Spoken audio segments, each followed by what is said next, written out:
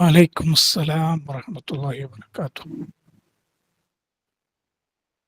സമാദരണീയനായ യോഗത്തിന്റെ അധ്യക്ഷൻ മുഹമ്മദ് അലി മിഷ്കാത്തി അവർകളെ, പ്രിയങ്കരനായ സുഹൃത്ത് ഷിഹാബ് മാളിയേക്കൽ, ഇന്നത്തെ ക്ലാസ് നയിക്കുന്ന പ്രഗത്ഭനായ ട്രെയിനർ, പ്രിയപ്പെട്ട ഉമ്മർ മാസ്റ്റർ ചെറൂപ്പ, മറ്റ് ഇന്നത്തെ ഈ ട്രെയിനിങ്ങിൽ അറ്റൻഡ് ചെയ്തുകൊണ്ടിരിക്കുന്ന പ്രിയപ്പെട്ട ഉദ്യോഗാർത്ഥികളെ, ആദ്യമേ ഈ PSC കോച്ചിങ്ങിന്റെ ക്രാഷ് കോഴ്സ് സംഘടിപ്പിക്കുന്ന KATF-ന് ആദ്യമായി അഭിവാദ്യം ചെയ്യുകയാണ്.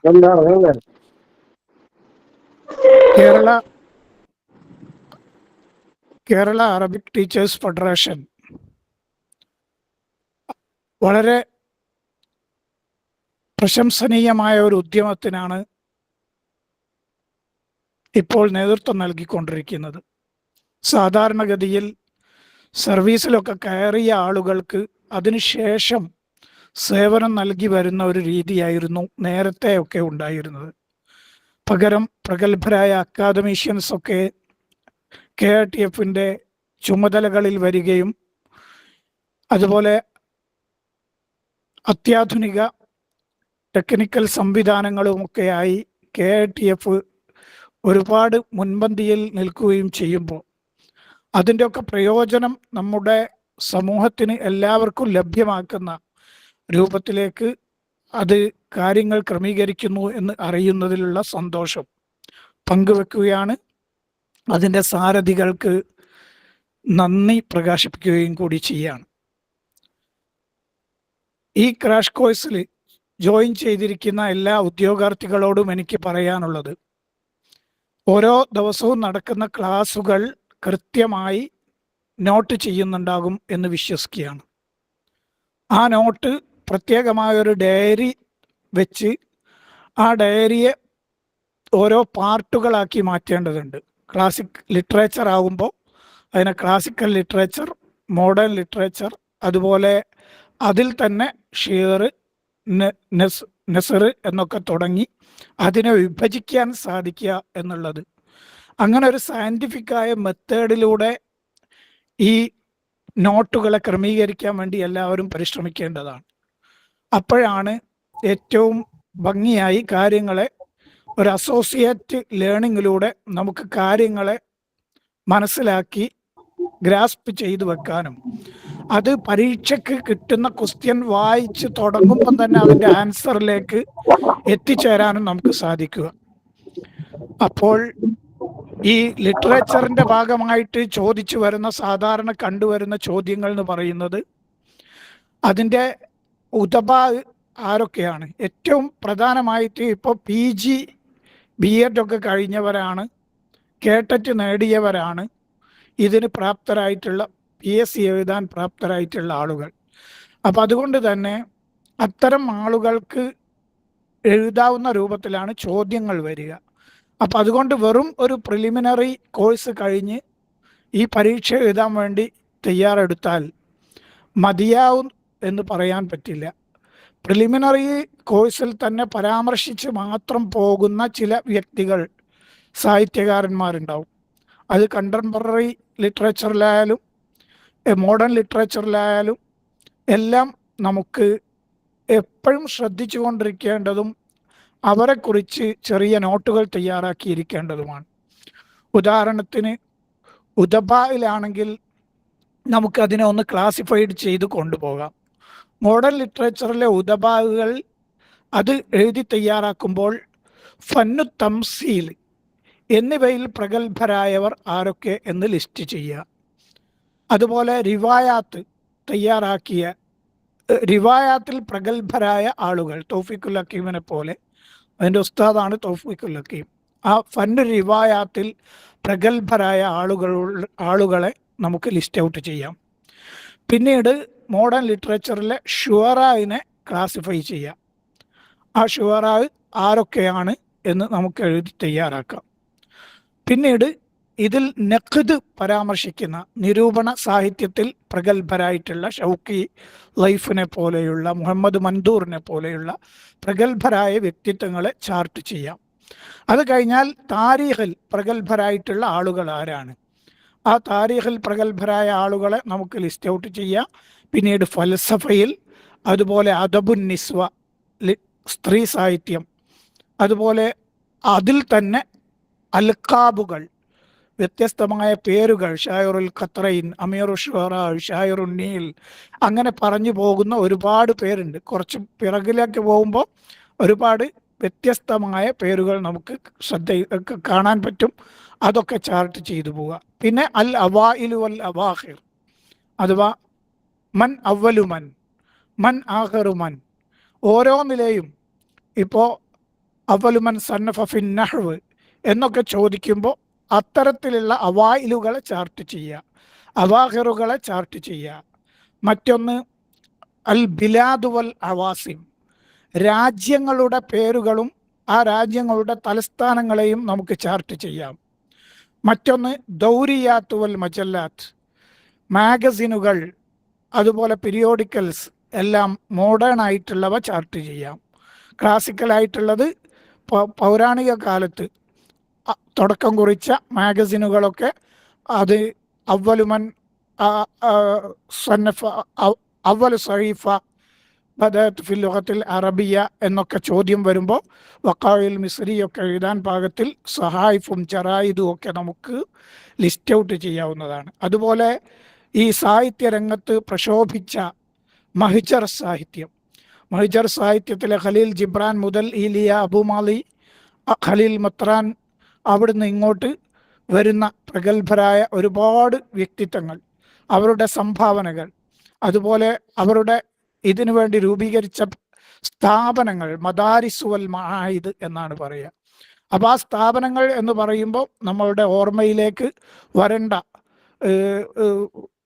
അദബുൽ മദ്രസ, മദ്രസത്തുൽ അൽസുന് മുതൽ, തൊഹ്താവിയുടെ മദ്രസത്തുൽ അൽസുന് മുതൽ ഇങ്ങോട്ടുള്ള സ്ഥാപനങ്ങൾ, സംവിധാനങ്ങളെ ചാർട്ട് ചെയ്തു പോകണം.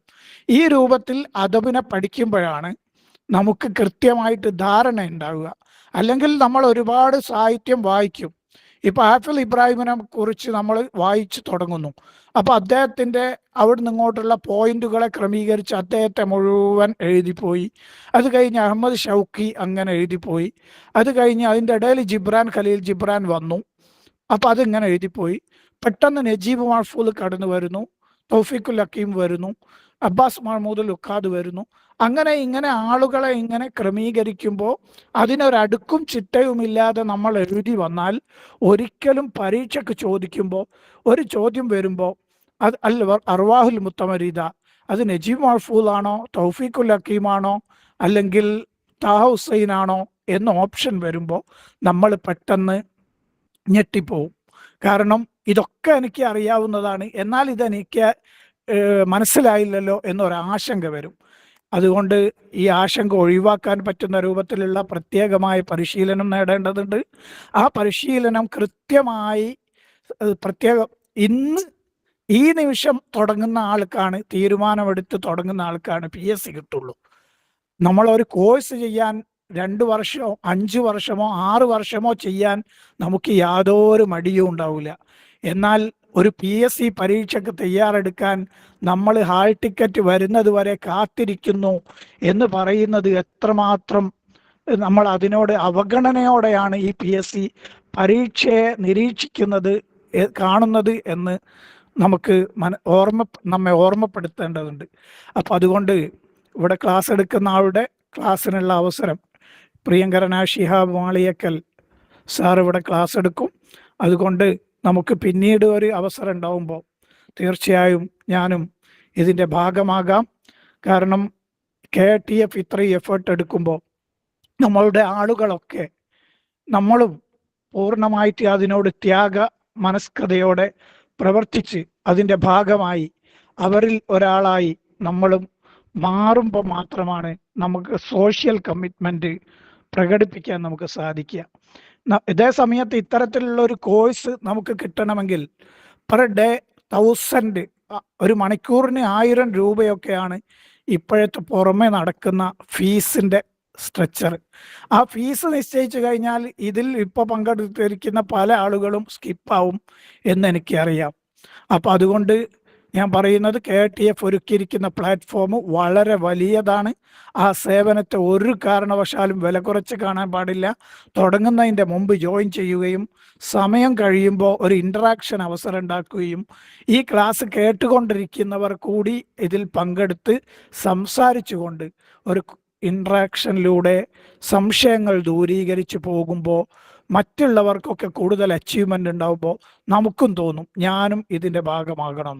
ആ രൂപത്തിലുള്ള ഒരു പഠനവും പ്രിപ്പറേഷനും നടക്കട്ടെ എന്ന് ആശംസിച്ചുകൊണ്ട് മറ്റൊരു ക്ലാസ്സിൽ നമുക്ക് ലൈവായിട്ട് കാണാൻ സാധിക്കട്ടെ എന്ന് ആശംസിച്ചുകൊണ്ട് ഇതിന് അവസരം തന്ന KTFിൻ്റെ സംസ്ഥാന വിങ് പ്രിയങ്കരനായ മിഷ്കാത്തി അവർകൾ, എൻ്റെ വളരെയേറെ പ്രിയപ്പെട്ട സുഹൃത്തും, അദ്ദേഹത്തിൻ്റെ ക്ഷണം ഉണ്ടാകുമ്പോൾ നമുക്ക് നിരസിക്കാൻ സാധിക്കില്ല. അത്രയും ഞങ്ങളൊക്കെ നിരവധി റാങ്ക് ലിസ്റ്റിൽ HSI LP റാങ്ക് ലിസ്റ്റിൽ UP റാങ്ക് ലിസ്റ്റിലൊക്കെ കോഴിക്കോട് കണ്ണൂർ ജില്ലകളിൽ വന്ന ആളാണ് ആദ്യകാലത്ത്. ഞാൻ 2003 മുതലാണ് പരീക്ഷ എഴുതി തുടങ്ങിയത്. ആദ്യം മുതൽ 11ഓളം റാങ്ക് ലിസ്റ്റിലാണ് ഇതുവരെ ഉൾപ്പെട്ടിട്ടുള്ളത്.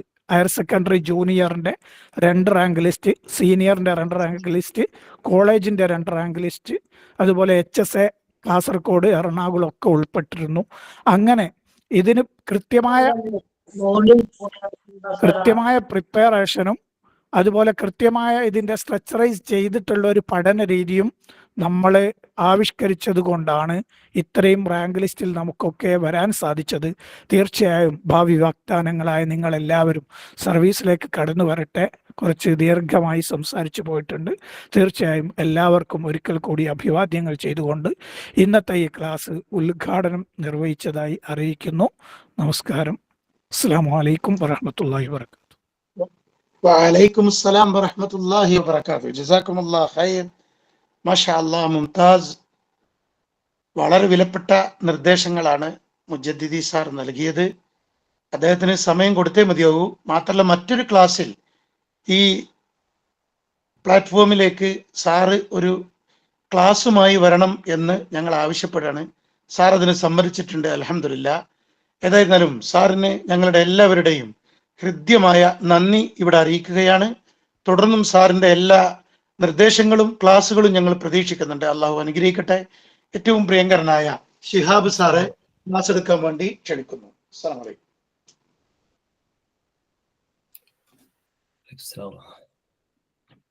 അസ്സലാമു അലൈക്കും വറഹ്മത്തുള്ളാഹി തആല വബറകാതുഹു. ഓഡിബിൾ അല്ലേ? റെഡിയാണ്. വഅലൈക്കും അസ്സലാം. സ്ക്രീന് ഓക്കെ ആണോ? ഓക്കെയാണ് സർ, ഓക്കെയാണ്. അൽഹംദുലില്ലാ വസ്സലാത്തു വസ്സലാമു അലാ അഷ്റഫി റസൂലില്ലാ വഅലാ ആലിഹിൽ ഫായിസീന ബിറിദല്ലാഹ്, അമ്മാ ബഅദ്. ഏറ്റവും സ്നേഹവും ബഹുമാനവും നിറഞ്ഞ പ്രിയപ്പെട്ട മിഷ്കാത്തി സാർ, ഉമ്മർ സാർ, അതോടൊപ്പം ഇന്നത്തെ നമ്മുടെ ഈ ക്ലാസ് ഔപചാരികമായിട്ട് ഉദ്ഘാടനം നിർവഹിച്ച് PSC പരീക്ഷയുമായി ബന്ധപ്പെട്ട ഒരുപാട് സാരോപദേശങ്ങൾ നമുക്ക് നൽകി അതിന്റെ പ്രാധാന്യത്തെ നമുക്ക് മനസ്സിലാക്കി തന്ന ബഹുമാനപ്പെട്ട മുജദ്ദിദ് സാർ, എൻ്റെ പ്രിയപ്പെട്ട പഠിതാക്കളെ, ഒരിക്കൽ കൂടെ എല്ലാവർക്കും അസ്സലാമു അലൈക്കും വറഹ്മത്തുള്ളാഹി തആല വബറകാതുഹു. നമ്മളെല്ലാവരും ഒരു മത്സര പരീക്ഷയ്ക്ക് വേണ്ടിയിട്ട് തയ്യാറെടുക്കുന്നവരാണ്. അതിൻ്റെ പ്രാധാന്യത്തെക്കുറിച്ച്, അതിന് എങ്ങനെയൊക്കെയാണ് നമ്മൾ ഒരുങ്ങേണ്ടത് എന്നതിനെ സംബന്ധിച്ചൊക്കെ ബഹുമാനപ്പെട്ട മുജദ്ദിദി സാറ് വളരെ ലളിതമായിട്ട് നമുക്കെല്ലാവർക്കും മനസ്സിലാകുന്ന തരത്തിൽ ഇവിടെ വിശദീകരിക്കുകയുണ്ടായി. അതുകൊണ്ട് തന്നെ അത്തരം കാര്യങ്ങളിലേക്കൊന്നും ഞാനിപ്പോൾ പ്രവേശിക്കുന്നില്ല. കാരണം നമ്മുടെ മുന്നിൽ ഇനിയും ധാരാളം സമയങ്ങളുണ്ട്. ഈ ഒരു മാസക്കാലം നമ്മളെല്ലാവരും ഒരുമിച്ചാണ് യാത്ര ചെയ്തുകൊണ്ടിരിക്കുന്നത്. ആ യാത്രയിൽ നമുക്ക് ഒരുപാട് കാര്യങ്ങൾ പങ്കുവെക്കാനുണ്ട്. ഇൻഷാ അല്ലാഹ് വരും ദിവസങ്ങളിൽ നമുക്കതെല്ലാം ഒരുമിച്ച് ഷെയർ ചെയ്യാം. ഒറ്റ കാര്യം മാത്രം പറയട്ടെ, നമ്മൾ ഏറ്റവും വലിയ ഒരു യുദ്ധത്തിനാണ് നമ്മൾ പുറപ്പെട്ടിട്ടുള്ളത് എന്നുള്ള ആ ഒരു ഉത്തമ ബോധ്യം നമുക്കുണ്ടാവണം. ആ യുദ്ധത്തിൽ നമുക്ക് ജയിച്ചേ മതിയാകും. നമുക്കറിയാം, ഒരു PSC പരീക്ഷയിൽ 2 or 3 പോസ്റ്റുകൾ മാത്രമുള്ള തസ്തികയിലേക്ക് ആയിരക്കണക്കിന് ആളുകൾ അപേക്ഷിക്കുമ്പോൾ അതിൽ വളരെ കുറഞ്ഞ ആളുകൾ മാത്രമാണ് റാങ്ക് ലിസ്റ്റിൽ വരുന്നതും ജോലിയിൽ കയറുന്നതും. അതുകൊണ്ട് അടുത്ത ലിസ്റ്റിൽ ഉണ്ടാവേണ്ടത് ഞാനാണ് എന്നുള്ള ആ ഒരു ബോധം നമുക്ക് എല്ലാവർക്കും ഉണ്ടായിരിക്കണം. ആ ഒരു ബോധത്തോടു കൂടി മുന്നോട്ട് പോയാൽ മാത്രമേ നമ്മുടെ ലക്ഷ്യസ്ഥാനത്തേക്ക് നമ്മൾ എത്തിപ്പെടുകയുള്ളൂ. നമുക്ക് ഒരുപാട് പ്രയാസങ്ങളുണ്ട്, ഒരുപാട് തടസ്സങ്ങളുണ്ട്, ഒരുപാട് തിരക്കുകളുള്ള ആളുകളാണ് നാം ഓരോരുത്തരും. പക്ഷെ ആ തിരക്കുകളെയൊക്കെ മാറ്റിവെച്ചുകൊണ്ട് നമ്മുടെ മുന്നിൽ ഒരേ ഒരു ലക്ഷ്യം, ഒരേ ഒരു ചിന്ത മാത്രമേ ഉണ്ടാകാൻ പാടുള്ളൂ. ചില ആളുകളൊക്കെ ചോദിക്കാറുണ്ട്, പരീക്ഷയുടെ ടൈം ടേബിൾ വന്നോ, പരീക്ഷയുടെ ഡേറ്റ് അടുത്തോ എന്ന്. ആ ചോദ്യത്തിൽ നിന്ന് തന്നെ നമുക്ക് മനസ്സിലാക്കാൻ പറ്റും ഇതുവരെ അവർ ആ പരീക്ഷയ്ക്ക് വേണ്ടിയിട്ട് തയ്യാറായിട്ടില്ല എന്ന്. മഹാനായ ഇമാം ഷാഫി റഹ്മത്തുള്ളാഹി അലൈഹി തന്റെ ജീവിത ചിന്തയിൽ പറയുന്ന ഒരു കാര്യം മാത്രം ഉദ്ധരിച്ചുകൊണ്ട് ഞാൻ ക്ലാസ്സിലേക്ക് പ്രവേശിക്കാം. ഇമാം ഷാഫി റഹ്മത്തുള്ളാഹി അലൈഹി പറയുന്നുണ്ട്, കെട്ടി നിന്നാൽ ജലം ദുഷിച്ചു പോകും, ഒഴുകുന്ന ജലമാണ് ശുദ്ധം. വില്ല് അമ്പിനെ വിട്ട് പോയില്ലെങ്കിൽ അത് കുറിക്ക് കൊള്ളില്ല.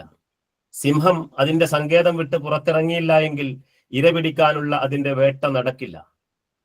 അതുകൊണ്ട് പുറപ്പെടൂ, യാത്ര ചെയ്യൂ, പരദേശിയായിട്ട് ജീവിക്കൂ, നഷ്ടപ്പെട്ട മിത്രങ്ങൾക്ക് പകരം പുതുമുഖങ്ങളെ ലഭിക്കുമെന്ന്. നാം നമ്മുടെ തിരക്കുകളെയൊക്കെ മാറ്റിവെച്ച് നമ്മുടെ എല്ലാ പ്രതിസന്ധികളെയും തരണം ചെയ്തുകൊണ്ട് ഈ ഒരു രംഗത്തേക്ക് ഇറങ്ങാൻ നമ്മൾ തയ്യാറാവണം. ഇനി വളരെ കുറഞ്ഞ ദിവസങ്ങളേ ഉള്ളൂ നമ്മുടെ വരാനിരിക്കുന്ന പരീക്ഷയ്ക്ക്. അതുകൊണ്ട് എനിക്ക് എന്റെ പ്രിയപ്പെട്ടവരോട് പറയാൻ, അരയും തലയും മുറുക്കിയിട്ട് തുടങ്ങുക ഇന്ന് തന്നെ. എനിക്ക് കഴിയില്ല, എനിക്ക് സാധിക്കില്ല എന്നുള്ള ആ ഒരു ചിന്ത മാറ്റി വെച്ചിട്ട് ഞാനിത് നേടിയെടുക്കും, ഞാനിത് നേടിയേ അടങ്ങൂ എന്നുള്ള ആ ഒരു തീരുമാനത്തിലേക്ക് എത്താൻ നമുക്ക് സാധിക്കണം. അതിന് സാധിക്കട്ടെ എന്ന് ആത്മാർത്ഥമായിട്ട് പ്രാർത്ഥിച്ചുകൊണ്ട് ക്ലാസ്സിലേക്ക് പ്രവേശിക്കുകയാണ്. ബിസ്മില്ലാഹിർ റഹ്മാനിർ റഹീം.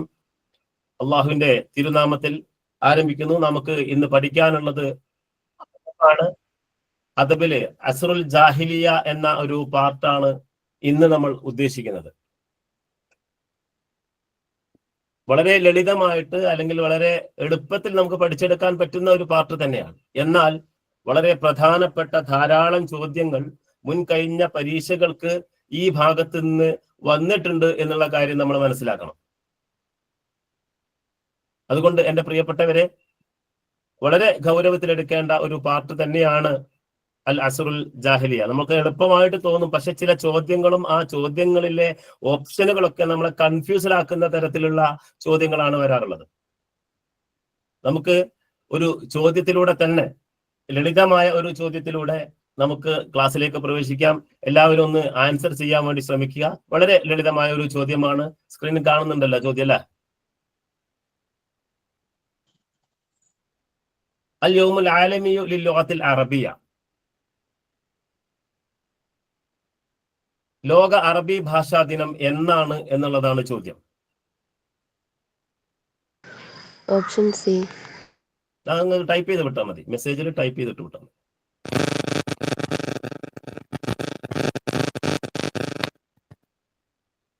ഓക്കെ, ധാരാളം ആളുകൾ ടൈപ്പ് ചെയ്ത് വിട്ടിട്ടുണ്ട്. ഓപ്ഷൻ സി ആണ്, ഡിസംബർ 18 ലോക അറബി ഭാഷാ ദിനം. പക്ഷെ ഞാൻ പറഞ്ഞു വരുന്നത്, ഈ ഓപ്ഷനുകളിൽ 4 ഓപ്ഷനും എന്തൊക്കെയാണ് എന്നുള്ളതാണ് നമ്മൾ പഠിക്കുമ്പോൾ മനസ്സിലാക്കി വെക്കേണ്ടത്. ഓരോ ചോദ്യങ്ങൾ കാണുമ്പോൾ ആ ചോദ്യത്തിലെ ഓപ്ഷനുകൾ ഒന്നിനോട് സാമ്യപ്പെട്ടിട്ടോ അല്ലെങ്കിൽ എന്തെങ്കിലും പ്രത്യേകതകളുള്ള ഓപ്ഷനുകളായിരിക്കും. നേരത്തെ സാറ് പറഞ്ഞു, ഒന്ന് കണക്ട് ചെയ്തിട്ട് വേണം നമ്മൾ പഠിക്കാൻ എന്നുള്ളത്. ഇപ്പൊ ഉദാഹരണത്തിന് ഇന്ത്യയെ കുറിച്ച് നമ്മൾ പഠിക്കുമ്പോൾ ഇന്ത്യയിലെ സംസ്ഥാനങ്ങൾ പഠിക്കണം, ഓരോ സംസ്ഥാനങ്ങളിലെയും പഞ്ചായത്തുകളെ കുറിച്ച് പഠിക്കണം, ആ പഞ്ചായത്തുകളിൽ അല്ലെങ്കിൽ ഓരോ ഏരിയകളിലുള്ള പ്രധാനപ്പെട്ട സ്ഥലങ്ങളെ കുറിച്ച്, പ്രധാനപ്പെട്ട സംഭവങ്ങളെ കുറിച്ച്, പ്രധാനപ്പെട്ട ദിവസങ്ങളെ കുറിച്ചൊക്കെ പഠിച്ചു വെക്കണം. അതുപോലെ എല്ലാ ചോദ്യങ്ങളിലും ആ ഓപ്ഷനുകൾ കൃത്യമായിട്ട് നമ്മൾ മനസ്സിലാക്കി വെക്കണം. ഡിസംബർ 18 ലോക അറബി ഭാഷാ ദിനം. അറബി ഭാഷയെ സംബന്ധിച്ച് പറയുകയാണെങ്കിൽ ഒരുപാട് പറയാനുണ്ട്. ഞാൻ അവിടെ സൈഡിൽ സ്ക്രീനിൽ കാണിച്ചിട്ടുണ്ട്. 28 രാഷ്ട്രങ്ങളുടെ ഔദ്യോഗിക ഭാഷയാണ്. നമുക്ക് ജനറൽ അറബിക്കിൽ ഇതെല്ലാം ചോദിക്കും. നമുക്ക് പഠിക്കാനുള്ള മേഖലകളിൽ അദബിൽ തന്നെ ജനറൽ അറബിക് എന്ന് പറഞ്ഞൊരു ഭാഗം വരുന്നുണ്ട്. അതിൽ ചോദിക്കാൻ സാധ്യതയുള്ള ഒരുപാട് ചോദ്യങ്ങളുണ്ട്. അതിൽപ്പെട്ട പ്രധാനപ്പെട്ട ഒരു ഭാഗം തന്നെയാണ് ലോക അറബി ഭാഷാ ദിനവുമായി ബന്ധപ്പെട്ട് എത്ര രാഷ്ട്രങ്ങളുടെ ഔദ്യോഗിക ഭാഷയാണ് അറബി ഭാഷ? 28 രാഷ്ട്രങ്ങളുടെ. അതുപോലെ യുനെസ്കോ അംഗീകരിച്ച ഭാഷയാണ്, UN അംഗീകരിച്ച ഭാഷയാണ്. അതുപോലെ തന്നെ ലോകത്ത് സജീവമായി നിൽക്കുന്ന ഏറ്റവും പ്രാചീനമായ ഭാഷകളിൽപ്പെട്ട സെമിറ്റിക് കുടുംബത്തിൽപ്പെട്ട ഒരു ഭാഷ കൂടിയാണ് അറബി ഭാഷ. ഈ അറബി ഭാഷ പഠിക്കുമ്പോൾ നമുക്ക് അറബികളുടെ ചരിത്രങ്ങളെ കുറിച്ച് പഠിക്കണം. ഈ അറബികളുടെ ചരിത്രങ്ങളിൽ താരീഖുൽ അദബിൽ അറബില് അറബികളുടെ ചരിത്രങ്ങൾ 5 പാർട്ടുകളായിട്ട് 5 കാലഘട്ടങ്ങളായിട്ടാണ് വളരെ പ്രധാനപ്പെട്ടുകൊണ്ട് 5 കാലഘട്ടങ്ങളിലായിട്ടാണുള്ളത്. അൽ അസുറുൽ ജാഹിലി, അൽ അസുറു സദിറിൽ ഇസ്ലാം, അൽ അമവി, അസുറുൽ അബ്ബാസി, അസുറു തുർക്കി, അസുറുൽ ഹദീസ്. ഇതാണ് ഈ 4 എന്തായാലും നമുക്ക് പരീക്ഷയ്ക്ക് ഒഴിച്ചുകൂടാൻ പറ്റാത്തതാണ്. അസുറു തുർക്കിയിൽ നിന്ന് കാര്യമായ ചോദ്യങ്ങൾ ഉണ്ടാവാറില്ല എങ്കിലും ബാക്കി 4 വളരെ ഇമ്പോർട്ടന്റ് ആണ്. ചോദ്യങ്ങൾ ആവർത്തിച്ചുകൊണ്ടേയിരിക്കുന്ന മേഖലകൾ തന്നെയാണ്. അതിൽ ഇന്ന് നമ്മൾ ചർച്ച ചെയ്യുന്ന വിഷയം ഏതാണ്? അസുറുൽ ജാഹിലിയാണ്. അസുറുൽ ജാഹിലിയിലേക്ക് പ്രവേശിക്കുന്നതിന് മുമ്പ് നമുക്ക് മനസ്സിലാക്കാനുള്ള പ്രധാനപ്പെട്ട 1-2 വിഷയങ്ങൾ അറബികളുടെ വിഭാഗങ്ങളെ കുറിച്ച്. അറബി സാഹിത്യമാണ് നമ്മൾ പഠിക്കുന്നത്. അതുകൊണ്ട് തന്നെ അറബികളുടെ വിഭാഗങ്ങളെ കുറിച്ച് നമുക്കൊന്ന് മനസ്സിലാക്കേണ്ടതുണ്ട്. ഷുഅബുൽ അറബി കിസ്മാനി, 2 വിഭാഗമാണ് ഷുഅബുൽ അറബി ഉള്ളത്. ഏതൊക്കെയാണ്?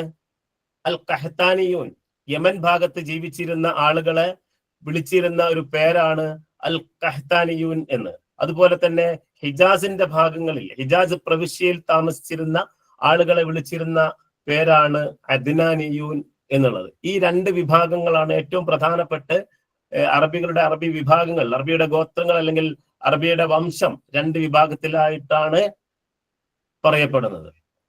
നോക്കൂ, ഈ അറബി ഭാഷ നമുക്കിത് പഠിക്കുമ്പോൾ പ്രധാനമായിട്ട് പഠിക്കേണ്ട ഒരു ഭാഗം തന്നെയാണ് അസ്ലുൽ ലുഗത്തിൽ അറബിയ. ജാഹിലിയ കാലഘട്ടത്തിലേക്ക് പ്രവേശിക്കുന്നതിന് മുമ്പ് ഈ അറബി ഭാഷയുടെ അസ്ലിനെ കുറിച്ച്, അടിത്തറയെക്കുറിച്ച്, അടിസ്ഥാനത്തെക്കുറിച്ച് നമ്മൾ മനസ്സിലാക്കേണ്ടതുണ്ട്. ഈ അറബി ഭാഷ എന്ന് പറയുന്നത് മിനൽ ലുആത്തി സാമിയ, സെമിറ്റിക് ഭാഷാ കുടുംബത്തിൽപ്പെട്ട ഒരു പ്രധാന ഭാഷയാണ്. പരീക്ഷയ്ക്ക് പല തവണ കേട്ടറ്റ് പരീക്ഷയ്ക്കും അതുപോലെ PSC പരീക്ഷകൾക്കും ചോദിച്ച ചോദ്യം തന്നെയാണ്. വളരെ ഇമ്പോർട്ടന്റ് ആണ്. ചോദ്യം ലളിതമാണ്, ഉത്തരവും അതിലേറെ ലളിതമാണ്. പക്ഷേ പല പരീക്ഷകൾക്കും ചോദിച്ചിട്ടുള്ള ഒരു ചോദ്യം തന്നെയാണ്. രണ്ട് കേട്ടറ്റ് പരീക്ഷകൾക്ക് മുമ്പ് ചോദിച്ച ഒരു ചോദ്യം കൂടിയാണ്. അറബി ഭാഷ ഏത് ഭാഷാ കുടുംബത്തിൽപ്പെട്ടതാണ്? മിനൽ ലുആത്തി സാമിയ, സെമിറ്റിക് ഭാഷാ കുടുംബത്തിൽപ്പെട്ടതാണ്. ഏതൊക്കെയാണ് സെമിറ്റിക് ഭാഷകള്? 7ഓളം സെമിറ്റിക് ഭാഷകളുണ്ട്. അറാമിക് ഭാഷയുണ്ട്. അൽ അറാമിയ, വൽ കൻആനിയ, വൽ അറബിയ, വൽ ഹബിഷിയ, വൽ കിൽദാനിയ, വൽ ഇബ്രാനിയ, വൽ ഫൈനീഖിയ. ഈ 7 ഭാഷകൾ ഏത് കുടുംബത്തിൽപ്പെട്ടതാണ്? സെമിറ്റിക് ഭാഷാ കുടുംബത്തിൽപ്പെട്ടതാണ്. ശ്രദ്ധിക്കുക, ഈ 7 ഭാഷാ കുടുംബങ്ങളും നമ്മളെ മനസ്സിലുണ്ടായിരിക്കണം. കാരണം ചോദ്യങ്ങൾ വരുന്നത് ലൈസ മിനൽ ലുഗാത്തി സാമിയ, സെമിറ്റിക് ഭാഷകളിൽ പെടാത്തത് ഏത് എന്ന് ചോദിച്ചിട്ട് ചോദ്യം ഉണ്ടാവും. ലൈസ നെഗറ്റീവായിട്ടുള്ള ചോദ്യങ്ങൾ വരും. അവിടെ നമ്മൾ ചില സമയത്ത് നമ്മൾ ലൈസ എന്ന് നമ്മുടെ കണ്ണിലേക്ക് പെടൂല.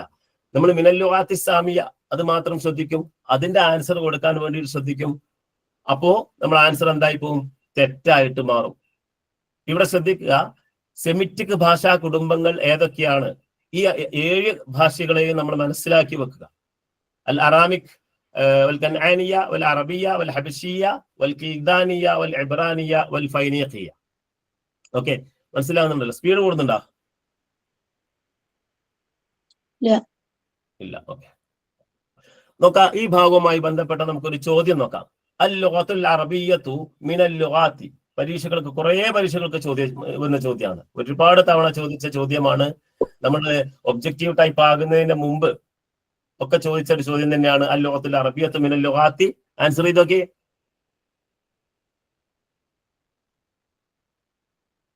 യെസ്, ഒരുപാട് ആളുകൾ ചെയ്യുന്നുണ്ടോ? എല്ലാവരും കറക്റ്റ് ആണ്. മിനൽ ലുഗാത്തി അസ്സാമിയ, മിനൽ ലുഗാത്തി സാമിയ, സെമിറ്റിക് ഭാഷയിൽപ്പെട്ട ഒരു ഭാഷയാണ് ഇത് അറബി ഭാഷ. ഇനി നോക്കൂ, അറബി ഭാഷയുടെ അസിലിനെ കുറിച്ച് പറയുമ്പോൾ നമ്മൾ ചർച്ച ചെയ്യേണ്ട, നമ്മൾ മനസ്സിലാക്കേണ്ട മറ്റൊരു പ്രധാനപ്പെട്ട ഒരു കാര്യം തന്നെയാണ് അബുൽ ലുഗത്തുൽ അറബിയ. അറബി ഭാഷയുടെ പിതാവ് ആരാണ്? ആരാണ് അറബി ഭാഷയുടെ പിതാവ്? ആരാണ് അറബി ഭാഷയുടെ പിതാവ്? യുറബ് ബിനു ഖഹത്താൻ ആണ്. യുറബ് ബിനു ഖഹത്താൻ ആണ് അറബി ഭാഷയുടെ പിതാവ്. ഈ ഖഹത്താൻ കുടുംബത്തെ കുറിച്ചൊക്കെ നമുക്ക് പഠിക്കണം ഇൻഷാ അല്ലാഹ്. ഇനി നോക്കൂ, ലുആത്തുൽ അറബി തർജിഉ ഇലാ ലുഗത്തൈനി അസ്ലിയത്തൈനി. ഈ അറബികളുടെ ഭാഷ നമുക്കറിയാം, നമുക്ക് ഓരോ നാടുകളിൽ ഓരോ ഭാഷയാണുള്ളത് അല്ലെ. മലപ്പുറത്തിന്റെ ഭാഷാ ശൈലിയല്ല അങ്ങ് തെക്ക് ഭാഗത്തേക്ക് പോകുമ്പോൾ, അല്ലെങ്കിൽ കോഴിക്കോട്, കാസർഗോഡ്, കണ്ണൂർ ഭാഗത്തേക്ക് ഇങ്ങോട്ട് പോകുമ്പോഴും ശൈലികൾ മാറിക്കൊണ്ടിരിക്കുന്നുണ്ട്. ഓരോ സ്ഥലങ്ങളിൽ എത്തുമ്പോൾ ആ സ്ഥലങ്ങളുടെ ചില സ്ഥലങ്ങളിൽ തന്നെ, എന്തിലധികം മലപ്പുറം ജില്ലയിൽ തന്നെ പല ഏരിയകളിൽ വിവിധ തരത്തിലുള്ള ഭാഷകളുണ്ട്. അവിടുത്തെ നാട്ടുകാര് അല്ലെങ്കിൽ ആ നാടിന്റെ പ്രകൃതിക്കനുസരിച്ചുള്ള ഭാഷകളുണ്ട്. അറബി ഭാഷ അസിലിയായിട്ട് 2 വിഭാഗമാണ്. ഒന്ന് ലുഗത്തു ഷിമാലാണ്, മറ്റൊന്ന് ലുഗത്തുൽ ജനൂബാണ്. തെക്കൻ ഭാഷയും വടക്കൻ ഭാഷയും എന്ന് മലയാളത്തിൽ നമുക്ക് പറയാം. തെക്ക് വടക്ക് ഭാഷകളായിട്ട് 2 തരത്തിലാണുള്ളത്. ഏതൊക്കെയാണ്? അഷിമാലു അൽ ജനൂബ്, ലുഗത്തു ഷിമാൽ വലുഗത്തുൽ ജനൂബ്. ഈ ഭാഷകളിലൊക്കെ ഏറ്റവും മികച്ചു നിൽക്കുന്നത്, അറബി ഭാഷയിൽ ഏറ്റവും മികച്ച അറബികള്, ഇപ്പൊ യമനുകാരുടെ ഭാഷ മറ്റൊരു ശൈലിയിലാണ്, ഹബശക്കാരുടെ ഭാഷ മറ്റൊരു ശൈലിയിലാണ്, മിസ്റുകളുടെ ഭാഷ മറ്റൊരു ശൈലിയിലാണ്. അവരോടൊക്കെ കൂടെ സംവദിക്കുമ്പോൾ നമുക്ക് മനസ്സിലാക്കാൻ പറ്റും. ഇപ്പോ ഉദാഹരണം പറഞ്ഞാൽ മിസ്രികളോട് സംസാരിക്കുകയാണെങ്കിൽ അവരിപ്പം മുജീബ്, ഉദാഹരണത്തിന് മുജീബ് എന്ന് പറയുമ്പോൾ അവർക്ക് ജ എന്നുള്ള അക്ഷരം അവർ ഉച്ചരിക്കില്ല, അവർ മുഗീബ് എന്നാ പറയാം. മുഗീബ്, മിസ്രിയാണ് മുഗീബ് എന്നാ പറയാം. അങ്ങനെ ഓരോ പ്രദേശത്ത് ഓരോ രാജ്യത്ത് പ്രത്യേക രീതിയിലാണ് ഭാഷകളുള്ളത്. എന്നാൽ ഈ അറബി ഭാഷയിൽ ഏറ്റവും മികച്ചു നിൽക്കുന്ന ഖുറൈശികളുടെ ഭാഷയാണ് ഏറ്റവും മികച്ചു നിൽക്കുന്ന ഭാഷ. മുഴുവനായിട്ടൊന്നും ഞാൻ വായിച്ചു പോകുന്നില്ല. ഇത് ലുഗത്തു ഷിമാലിൽ പെട്ടതാണ്. 2 വിഭാഗമാണ്. ലുഗത്തു ഷിമാൽ ഉണ്ട്, ലുഗത്തുൽ ജനൂബ് ഉണ്ട്.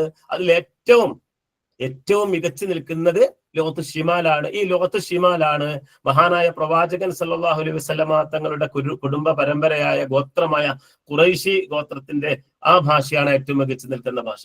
അതുകൊണ്ട് തന്നെ ആ ഭാഷയിലാണ്, ഖുറൈശി ഭാഷയിലാണ് വിശുദ്ധ ഖുർആൻ ഇറങ്ങിയിട്ടുള്ളത്. നസൽ ഖുർആൻ കരീം ബില്ലുഗത്തി ഖുറൈശ്. ഖുറൈശികളുടെ ഭാഷയിലാണ് എന്തിറങ്ങിയിട്ടുള്ളത്? ഖുർആൻ ഇറങ്ങിയിട്ടുള്ളത്. അതുകൊണ്ട് തന്നെയാണ് ഈ ഭാഷയാണ്, ഖുറൈശികളുടെ ഭാഷയായ ലുഗത്തു ഷിമാലാണ് അറബി ഭാഷകളിൽ ഏറ്റവും മികച്ചു നിൽക്കുന്നത് എന്ന് പറയുന്നത്. ഇതൊക്കെ വളരെ സിമ്പിൾ ആണ്, ചോദിക്കാൻ കുറെയൊക്കെ സാധ്യതയുള്ള ഭാഗം കൂടെയാണ്. അതൊന്ന് നോട്ട് ചെയ്ത് വെക്കുക, മനസ്സിലാക്കി വെക്കുകയും ചെയ്യുക. ഇൻഷാ അല്ലാഹ് നമുക്ക് നോക്കാം. മൻ യുറഫു ബി അബിൽ ലുഗത്തിൽ അറബിയ, ഒരു പ്രീവിയസ് ക്വസ്റ്റ്യൻ ആണ്. മൻ യുറഫു ബി അബിൽ ലുഗത്തിൽ അറബിയ, അറബി ഭാഷയുടെ പിതാവ് എന്നറിയപ്പെടുന്നത്. ഇതേ ചോദ്യം ഇതേപോലെ തന്നെ ആവർത്തിച്ച് വരുന്നുണ്ട്. പല ആളുകളും മുഹമ്മദ് സല്ലല്ലാഹു അലൈഹി വസല്ലം ഒക്കെ എഴുതാറുണ്ട് പരീക്ഷകൾക്ക്. ഏതായിരുന്നു? അബുൽ ലുഗത്തുൽ അറബിയ. യെസ്, കറക്റ്റ് ആൻസർ യുറബ് ബിനു ഖഹത്താൻ ആണ്. യുറബ് ബിനു ഖഹത്താൻ ആണ് അറബി ഭാഷയുടെ പിതാവായിട്ട് അറിയപ്പെടുന്നത്. നോക്കൂ, ഇനി നമുക്ക് നമ്മുടെ വിഷയത്തിലേക്ക് വരാം. അൽ അസ്റുൽ ജാഹിലി. അസ്റുൽ ജാഹിലിയെ കുറിച്ചാണ് നമ്മൾ പറയുന്നത്. ഇതില് ഈ അസ്റുൽ ജാഹിലിയ എന്ന പാർട്ട് നമ്മൾ ഒരു PSC പരീക്ഷയ്ക്ക് വേണ്ടിയിട്ട് പഠിക്കുമ്പോൾ, ഒരു മത്സര പരീക്ഷയ്ക്ക് വേണ്ടിയിട്ട് പഠിക്കുമ്പോൾ ഏതെല്ലാം ഭാഗങ്ങൾ, എന്തെല്ലാം നമ്മൾ അതിൽ ഉൾക്കൊള്ളണം എന്നുള്ളതാണ്. എന്തൊക്കെയാണ്? ഒന്നാമതായിട്ട് പറയാനുള്ളത് അശ്ശഉറു ഫിൽ അസ്റിൽ ജാഹിലി. നമുക്കറിയാം, ജാഹിലിയ കാലഘട്ടത്തിലെ ആളുകളൊക്കെ നിമിഷ കവികളായിരുന്നു അല്ലെ. അവരുടെ ആ കവിതകളെ കുറിച്ച് മനസ്സിലാക്കി വെക്കേണ്ടത്. ചെറിയ കൊച്ചു മക്കളടക്കം, പിഞ്ചും മക്കളടക്കം നിമിഷ കവികളായിരുന്ന ഒരു കാലഘട്ടമായിരുന്നു. പേര് അസ്റുൽ ജാഹിലി എന്നാണെങ്കിലും, അന്ധകാര യുഗം എന്നാണ് പേരെങ്കിലും, അവിടെ സാഹിത്യത്തിൽ നിപുണന്മാരായ ധാരാളം ആളുകൾ ഉണ്ടായിരുന്നു. ഇമ്രുൽ ഖൈസിനെ ശത്രുക്കൾ വധിക്കാൻ കൊണ്ടുപോകുന്ന സമയത്ത് അദ്ദേഹത്തെ അവസാനമായിട്ട് ശത്രുക്കളോട് അദ്ദേഹം പറഞ്ഞൊരു കാര്യമുണ്ട്. ഞാനൊരു ചെറിയ കുറിപ്പ് തരാം. എന്റെ വീട്ടിൽ 2 കൊച്ചു മക്കളാണുള്ളത്, 2 പെൺകുട്ടികളാണ് എനിക്ക് വീട്ടിലുള്ളത്, അവർക്ക് വേറെ ആരും ഇല്ല. അപ്പൊ അതുകൊണ്ട് ഞാനൊരു കത്ത് തരാം, ഒരു ലെറ്റർ തരാം. ഈ ലെറ്റർ നിങ്ങളൊന്ന് കൊണ്ടുപോയി കൊടുക്കണം എന്ന് പറഞ്ഞിട്ട് കൊണ്ടുപോയി കൊടുക്കുക. അവർ പറയുന്നു ഓക്കെ, ഞങ്ങൾ കൊടുക്കാം. അപ്പോ ഇമ്രുൽ ഖൈസ് ഒരു അരവരി കവിത എഴുതുന്നു അല്ലെ. നമ്മുടെ കവിത 2 പാർട്ടായിട്ട് തിരിച്ചിട്ടുണ്ടല്ലോ. അതിൽ ഒന്നാമത്തെ പാർട്ട് മാത്രമാണ് അദ്ദേഹം എഴുതുന്നത്. എന്താണ്? യബ്നത ഇമ്രുൽ ഖൈസ ഇന്നാ അബാകുമ. ഈ ഒരു അരവരി മാത്രം. ഇമ്രുൽ ഖൈസിന്റെ പെൺകുട്ടികളെ, നിങ്ങളുടെ ഉപ്പ അത്ര മാത്രമേ കവിതയിലുള്ളൂ. ഈ കവിത കൊണ്ടുപോയി കൊടുക്കുന്നത് രണ്ട് ശത്രുക്കളിൽ നിന്നുള്ള രണ്ടാളുകളാണ് കൊണ്ടുപോയി കൊടുക്കുന്നത്. ഇത് അവരുടെ കൂട്ടത്തിലെ ഇളയ കുട്ടിയുടെ കയ്യിലാണ് ഇത് കിട്ടുന്നത്. ഇളയ കുട്ടി കത്ത് ഇങ്ങനെ തുറന്നു നോക്കിയിട്ട് ഇതിങ്ങനെ വായിക്കായി പേപ്പർ കഷ്ണങ്ങൾ എടുത്തിട്ട് തുറന്ന് വായിക്കുകയാണ്. ബാക്കി മോള് പൂരിപ്പിക്ക ഖതീലും ഫഇന്നൽ ഖാതിലാനി ലദൈകുമാ. കൊല്ലപ്പെട്ടിട്ടുണ്ട്, കൊലയാളികളാണ് നിങ്ങളുടെ മുന്നിൽ നിൽക്കുന്നത്. അത്രയും നിമിഷ കവികളായിരുന്നു പിഞ്ചു മക്കൾ പോലും എന്നുള്ളതാണ് ആ കാലത്തിന്റെ ഏറ്റവും വലിയ ഒരു പ്രത്യേകത. അവരെല്ലാം കവിതയിലൂടെ കളിയാക്കുകയാണെങ്കിൽ, തമാശ പറയുകയാണെങ്കിൽ, അതല്ലെങ്കിൽ അവർ എന്തെങ്കിലും സന്തോഷം കണ്ടെത്തുകയാണെങ്കിൽ അതെല്ലാം എന്തായിരുന്നു, അവർ കവിതകളിലൂടെയായിരുന്നു പ്രകടിപ്പിച്ചിരുന്നത് എന്നുള്ളതാണ് ആ കാലത്തിന്റെ ഒരു പ്രത്യേകത. അതുകൊണ്ട് തന്നെ ജാഹിലിയ കാലഘട്ടത്തെ കുറിച്ച് നമ്മൾ പഠിക്കുമ്പോൾ വളരെ പ്രധാനമായിട്ട് പഠിക്കേണ്ട ഒരു പാർട്ട് തന്നെയാണ് അശ്ശഉറു ഫിൽ അശ്രിൽ ജാഹിലിയ കാലഘട്ടത്തിലെ കവികൾ. അതോടൊപ്പം ആ കവിതകളെ കുറിച്ച് പഠിക്കുമ്പോൾ പഠിക്കേണ്ട മറ്റൊരു ഭാഗമാണ് അൽ മുഅല്ലഖാത്തു വസ്ഹാബിഹ. മുഅല്ലഖയും അതിന്റെ ആളുകളും. 7 മുഅല്ലഖകളുണ്ട്. കഅബയിൽ കെട്ടിത്തൂക്കപ്പെട്ട കവിതകൾക്കാണ് മുഅല്ലഖാത്ത് എന്ന് പറയുന്നത്, അല്ലെ? കഅബ ഷരീഫിന്റെ അകത്ത് കെട്ടിത്തൂക്കിയിട്ടുള്ള കവിതകളാണ് മുഅല്ലഖാത്ത്. അതുകൊണ്ട് തന്നെയാണ്, അങ്ങനെ കെട്ടിത്തൂക്കിയത് കൊണ്ട് തന്നെയാണ് അതിന് മുഅല്ലഖാത്ത് എന്നുള്ള പേര് തന്നെ കിട്ടിയത്. ആ മുഅല്ലഖാത്തും അതിന്റെ അസ്ഹാബുകൾ ആരൊക്കെയാണ് എന്നുള്ളത്, അതിനെക്കുറിച്ച് നമ്മൾ വിശദമായിട്ട് മനസ്സിലാക്കി പോകേണ്ടതുണ്ട്. അവരുടെ കാലഘട്ടങ്ങള്, അവരുടെ കവിതകള് ഏത് ബഹറിലാണ് തുടങ്ങിയിട്ടുള്ളത് തുടങ്ങിയ കാര്യങ്ങളൊക്കെ ഇതുമായി ബന്ധപ്പെട്ട് നമുക്ക് ഈ അധ്യായം പഠിക്കുമ്പോൾ, അസ്റുൽ ജാഹിലിയ്യ പഠിക്കുന്ന സമയത്ത് നമുക്ക് മനസ്സിലാക്കേണ്ടതുണ്ട്. അതുപോലെ തന്നെ അശ്ശുഅറാ ഉസ്സആലി, ഈ മുഅല്ലഖാത്ത് കൂടാതെ ചില കവികളുണ്ട്. ഉണ്ട്, അൽ മുഖ്ലറമൂനയുണ്ട്. ഇസ്ലാമിക കാലഘട്ടത്തിലും ജാഹിലിയ കാലഘട്ടത്തിലും ജീവിച്ച ചില കവികളുണ്ട്. അവർക്കാണ് ഷുഅറാ ഉൽ മുഖ്ലറമൂൻ എന്ന് പറയുന്നത്. അതുപോലെ ഷുഅറാ ആലിക്കിനെ പറയുന്നുണ്ട് അൽ ഖുതബാഉ ഫിൽ അസ്രിൽ ജാഹിലിയ്യ. അസ്ർ ജാഹിലിയ കാലഘട്ടത്തിലുള്ള ഖുതബാക്കളെ കുറിച്ച് പറയുന്നുണ്ട്. നസ്റിനെ കുറിച്ച് പഠിക്കാനുണ്ട്. ഇത്രയും കാര്യങ്ങളാണ് നമുക്ക് വളരെ പ്രധാനപ്പെട്ട് പറയുന്നത്. നമ്മുടെ സിലബസിൽ നസ്ർ അസ്റുൽ ജാഹിലിയയിൽ നസ്റിനെ കുറിച്ച് പ്രത്യേകിച്ച് പറയുന്നില്ല എങ്കിലും ചോദിക്കാറുണ്ട്.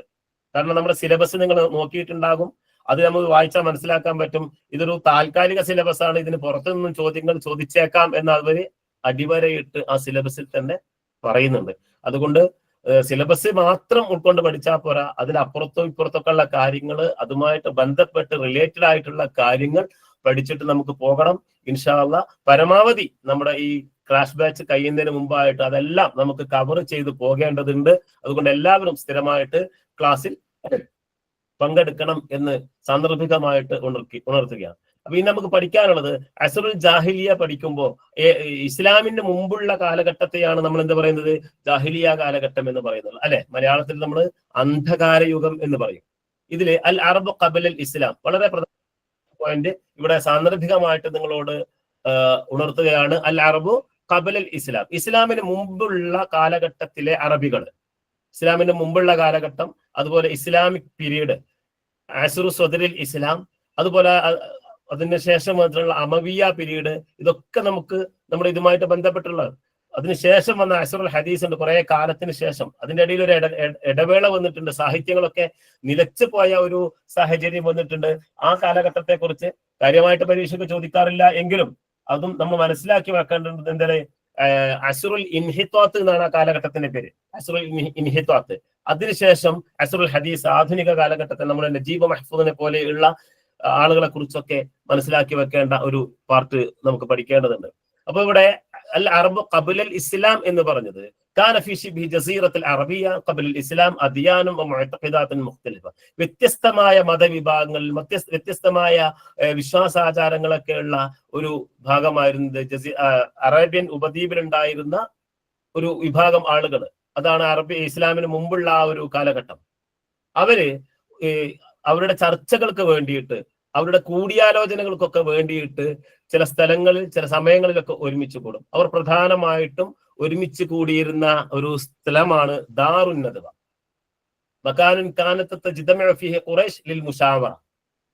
മുശാവറക്ക് വേണ്ടിയിട്ട്, കാര്യങ്ങൾ ചർച്ച ചെയ്യാൻ വേണ്ടിയിട്ട് അവിടെയൊക്കെ ചർച്ച ചെയ്യാൻ അവരങ്ങനെ കൂടുമ്പോഴൊക്കെ അവരിൽ ഉള്ളിൽ നിന്ന് വന്നിരുന്നത് കവിതകളായിരുന്നു, ഷിയറുകളായിരുന്നു. ഇങ്ങനെ അവർ മുഷാവറക്ക് വേണ്ടിയിട്ട് ഒരുമിച്ച് കൂടിയിരുന്ന ഒരു സ്ഥലമായിരുന്നു ദാറുൻ നദ്വ. പരീക്ഷയ്ക്ക് മുമ്പ് ചോദിച്ച ഒരു ചോദ്യം തന്നെയാണ്. ആളുകൾ, ഖുറൈശികളായ ആളുകൾ മുഷാവറക്ക് വേണ്ടിയിട്ട് ഒരുമിച്ച് കൂടിയ സ്ഥലം ഏതായിരുന്നു എന്ന് നോട്ട് ചെയ്ത് വെക്കുക. ആ സ്ഥലത്തിന്റെ പേരാണ് ദാറുൻ നദ്വ. അത് സ്ഥാപിച്ചിട്ടുള്ളത്, ദാറുൻ നദ്വ സ്ഥാപിച്ചത് ഖുസയ്യ് ബിൻ കിലാബാണ്. ഖുസയ്യ് ബിൻ കിലാബാണ് ദാറുൻ നദ്വ സ്ഥാപിച്ചത്. അതുപോലെ തന്നെ ഈ ജാഹിലിയ കാലഘട്ടത്തിലെ സാഹിത്യകാരന്മാരും മറ്റൊക്കെ ഒരുമിച്ച് കൂടിയിരുന്ന ഒരു ചില അങ്ങാടികളുണ്ട്, ചന്തകളുണ്ട്. നമ്മുടെ നാട്ടിലുണ്ടല്ലോ ചന്തകളൊക്കെ അല്ലെ. ഈ ചന്തകൾക്കൊക്കെ അറിയാം, പല സ്ഥലങ്ങളിൽ ചന്ത നടക്കുന്നുണ്ട്. ഈ ചന്തകളൊക്കെ നടക്കുന്നത് പ്രത്യേക ദിവസങ്ങളിൽ ആയിരുന്നു അല്ലെ. നമ്മുടെ നാട്ടിൽ ഇപ്പൊ ബുധനാഴ്ച ചന്ത നടക്കുന്നുണ്ട്, ചില പ്രദേശങ്ങളിൽ ചൊവ്വാഴ്ചകൾ ചന്ത നടക്കുന്നുണ്ട്, വെള്ളിയാഴ്ച ചന്ത നടക്കുന്ന സ്ഥലങ്ങളുണ്ട്. ഇങ്ങനെ ജാഹിലിയ കാലഘട്ടത്തിലും എന്തുണ്ടായിരുന്നു, ചില പ്രത്യേക ദിവസങ്ങളിൽ ചില പ്രത്യേക സമയങ്ങളിൽ ഇവർ ചന്തകളിൽ ഒരുമിച്ച് കൂടാറുണ്ടായിരുന്നു. അങ്ങനെ അവർ ഒരുമിച്ച് കൂടുന്ന ചന്തകളിൽ ഏറ്റവും പ്രധാനപ്പെട്ടത് വശറുഹാദിഹിൽ അസ്വാഖ് അൽ ഉക്കാദ്, ഉക്കാദ് ചന്തയാണ്. പ്രധാനപ്പെട്ട ചന്തകളെ കുറിച്ച് നമുക്ക് പറയാനുണ്ട് ഇൻഷാ അല്ലാഹ്. ചന്തകളിൽ വെച്ചിട്ട്, അസ്വാക്കുകളിൽ വെച്ചിട്ട് ഏറ്റവും പ്രധാനപ്പെട്ടത്, ഏറ്റവും പ്രസിദ്ധമായ ചന്തയാണ് ഉക്കാദ് ചന്ത. ഓക്കെ ഇൻഷാ അല്ലാഹ്. അപ്പോ പ്രധാനമായിട്ട് നമുക്ക് മനസ്സിലാക്കേണ്ടത് എന്താണ്, ദാറുൻ നദ്വ. ദാറുൻ നദ്വ എന്ന് ആരാണ് സ്ഥാപിച്ചത്? ഖുസയ്യ് ബിൻ കിലാബാണ് ദാറുൻ നദ്വ സ്ഥാപിച്ചത്. ഈ ദാറുൻ നദ്വയിലാണ് മുഷാവറക്ക് വേണ്ടിയിട്ട് ഖുറൈശികൾ ഒരുമിച്ച് കൂടിയിരുന്നത്. അതുപോലെ അവർ ഒരുമിച്ച് കൂടിയിരുന്ന ചില ചന്തകൾ ഉണ്ടായിരുന്നു. ആ ചന്തകളിൽ പ്രധാനപ്പെട്ട ചന്തയാണ് ഉക്കാദ് ചന്ത. സാന്ദർഭികമായിട്ട് ഓർമ്മിപ്പിച്ചു. ഇൻഷാ അല്ലാഹ് നോട്ട് ചെയ്ത് വെക്കുക. പരീക്ഷയ്ക്ക് ചോദിക്കാൻ സാധ്യതയുള്ള ഒരു ഭാഗം തന്നെയാണ് ഈ ദാറുൻ നദ്വ പോലെയുള്ള. ഇനി നോക്കൂ, ഇനി ഈ അറബികളെ നമ്മൾ പറഞ്ഞു, ജാഹിലിയ കാലഘട്ടത്തിൽ ഉണ്ടായിരുന്ന, ഇസ്ലാമിന് മുമ്പുള്ള കാലഘട്ടത്തിൽ ഉണ്ടായിരുന്ന അറബികൾ, ഈ അറബികളെ നമ്മൾ 3 ഘട്ടങ്ങളിലായി, 3 തൊബക്കകളായിട്ടാണ് തിരിച്ചിട്ടുള്ളത്. തൊബക്കാത്തുൽ അറബ്, 3 തൊബക്കകളായിട്ട് നമ്മൾ എന്ത് ചെയ്തിട്ടുണ്ട്, ഈ അറബികളെ നമ്മൾ തിരിച്ചിട്ടുണ്ട്. അതിലൊന്ന് അൽ അറബുൽ ബാഇദ. അറബുൽ ബാഇദ ഏതാണ്?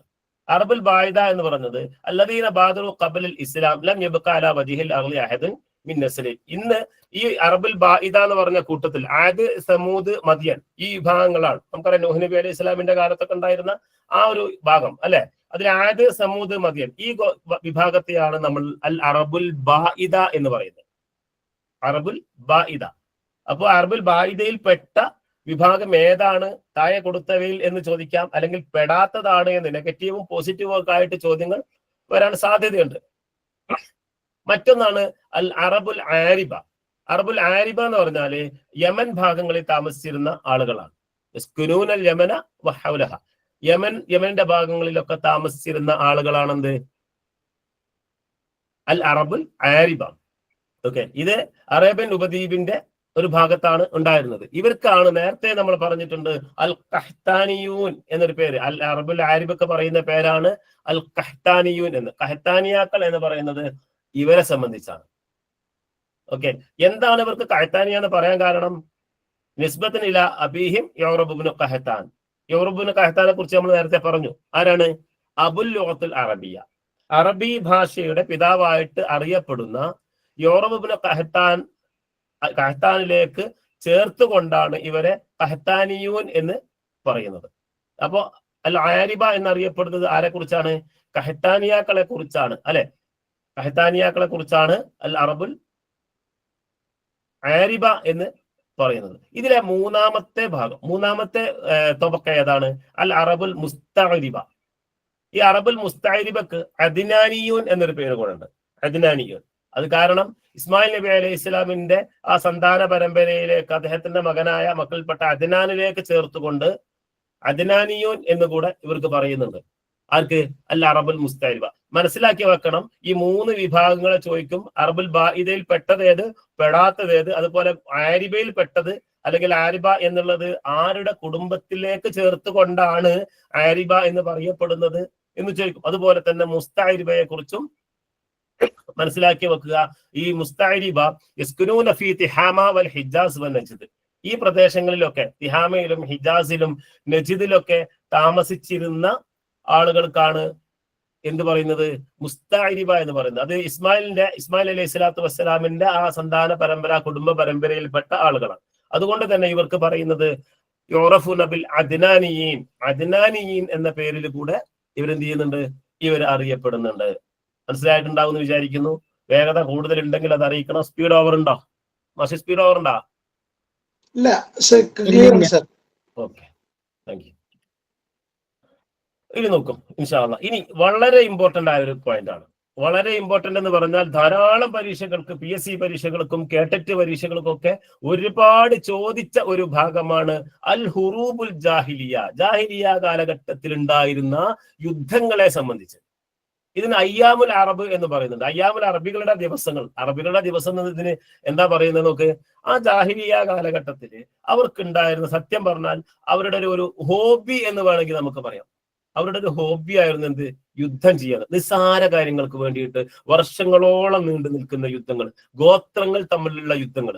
നമ്മളൊക്കെ രാജ്യങ്ങൾ തമ്മിലാണ് സാധാരണ യുദ്ധങ്ങൾ ചെയ്യാറുള്ളത്, അല്ലെ? അതും അന്താരാഷ്ട്ര കാര്യങ്ങൾക്ക് വേണ്ടിയിട്ട്, തങ്ങളുടെ ആഭ്യന്തര കാര്യങ്ങൾക്ക് വേണ്ടിയിട്ടാണ് ലോകത്ത് യുദ്ധങ്ങൾ നടക്കാറുള്ളത്. ലോകമഹായുദ്ധങ്ങൾ വരെ നടന്നിട്ടുള്ളത് ആഭ്യന്തര കാര്യങ്ങൾക്ക് വേണ്ടിയിട്ടാണ്. രാഷ്ട്രീയ കാര്യങ്ങൾക്ക് വേണ്ടിയിട്ട് യുദ്ധങ്ങൾ നടക്കാറുണ്ട്. പക്ഷെ അറബികൾക്കിടയിൽ ജാഹിലിയ കാലഘട്ടത്തിൽ നടന്നിരുന്ന യുദ്ധങ്ങൾ പ്രധാനമായിട്ടും വളരെ നിസ്സാരമായിട്ടുള്ള കാര്യങ്ങൾക്ക് വേണ്ടിയിട്ട്, കുടുംബ വഴക്കുകൾക്ക് വേണ്ടിയിട്ട്, ചിലപ്പോ ചില കളിയാക്കലുകൾക്ക് വേണ്ടിയിട്ട്, ചില എന്താ പറയാ കിടമത്സരങ്ങൾക്ക് വേണ്ടിയിട്ട്, പന്തയങ്ങൾക്ക് വേണ്ടിയിട്ടൊക്കെ യുദ്ധങ്ങൾ നടന്നിട്ടുണ്ട്.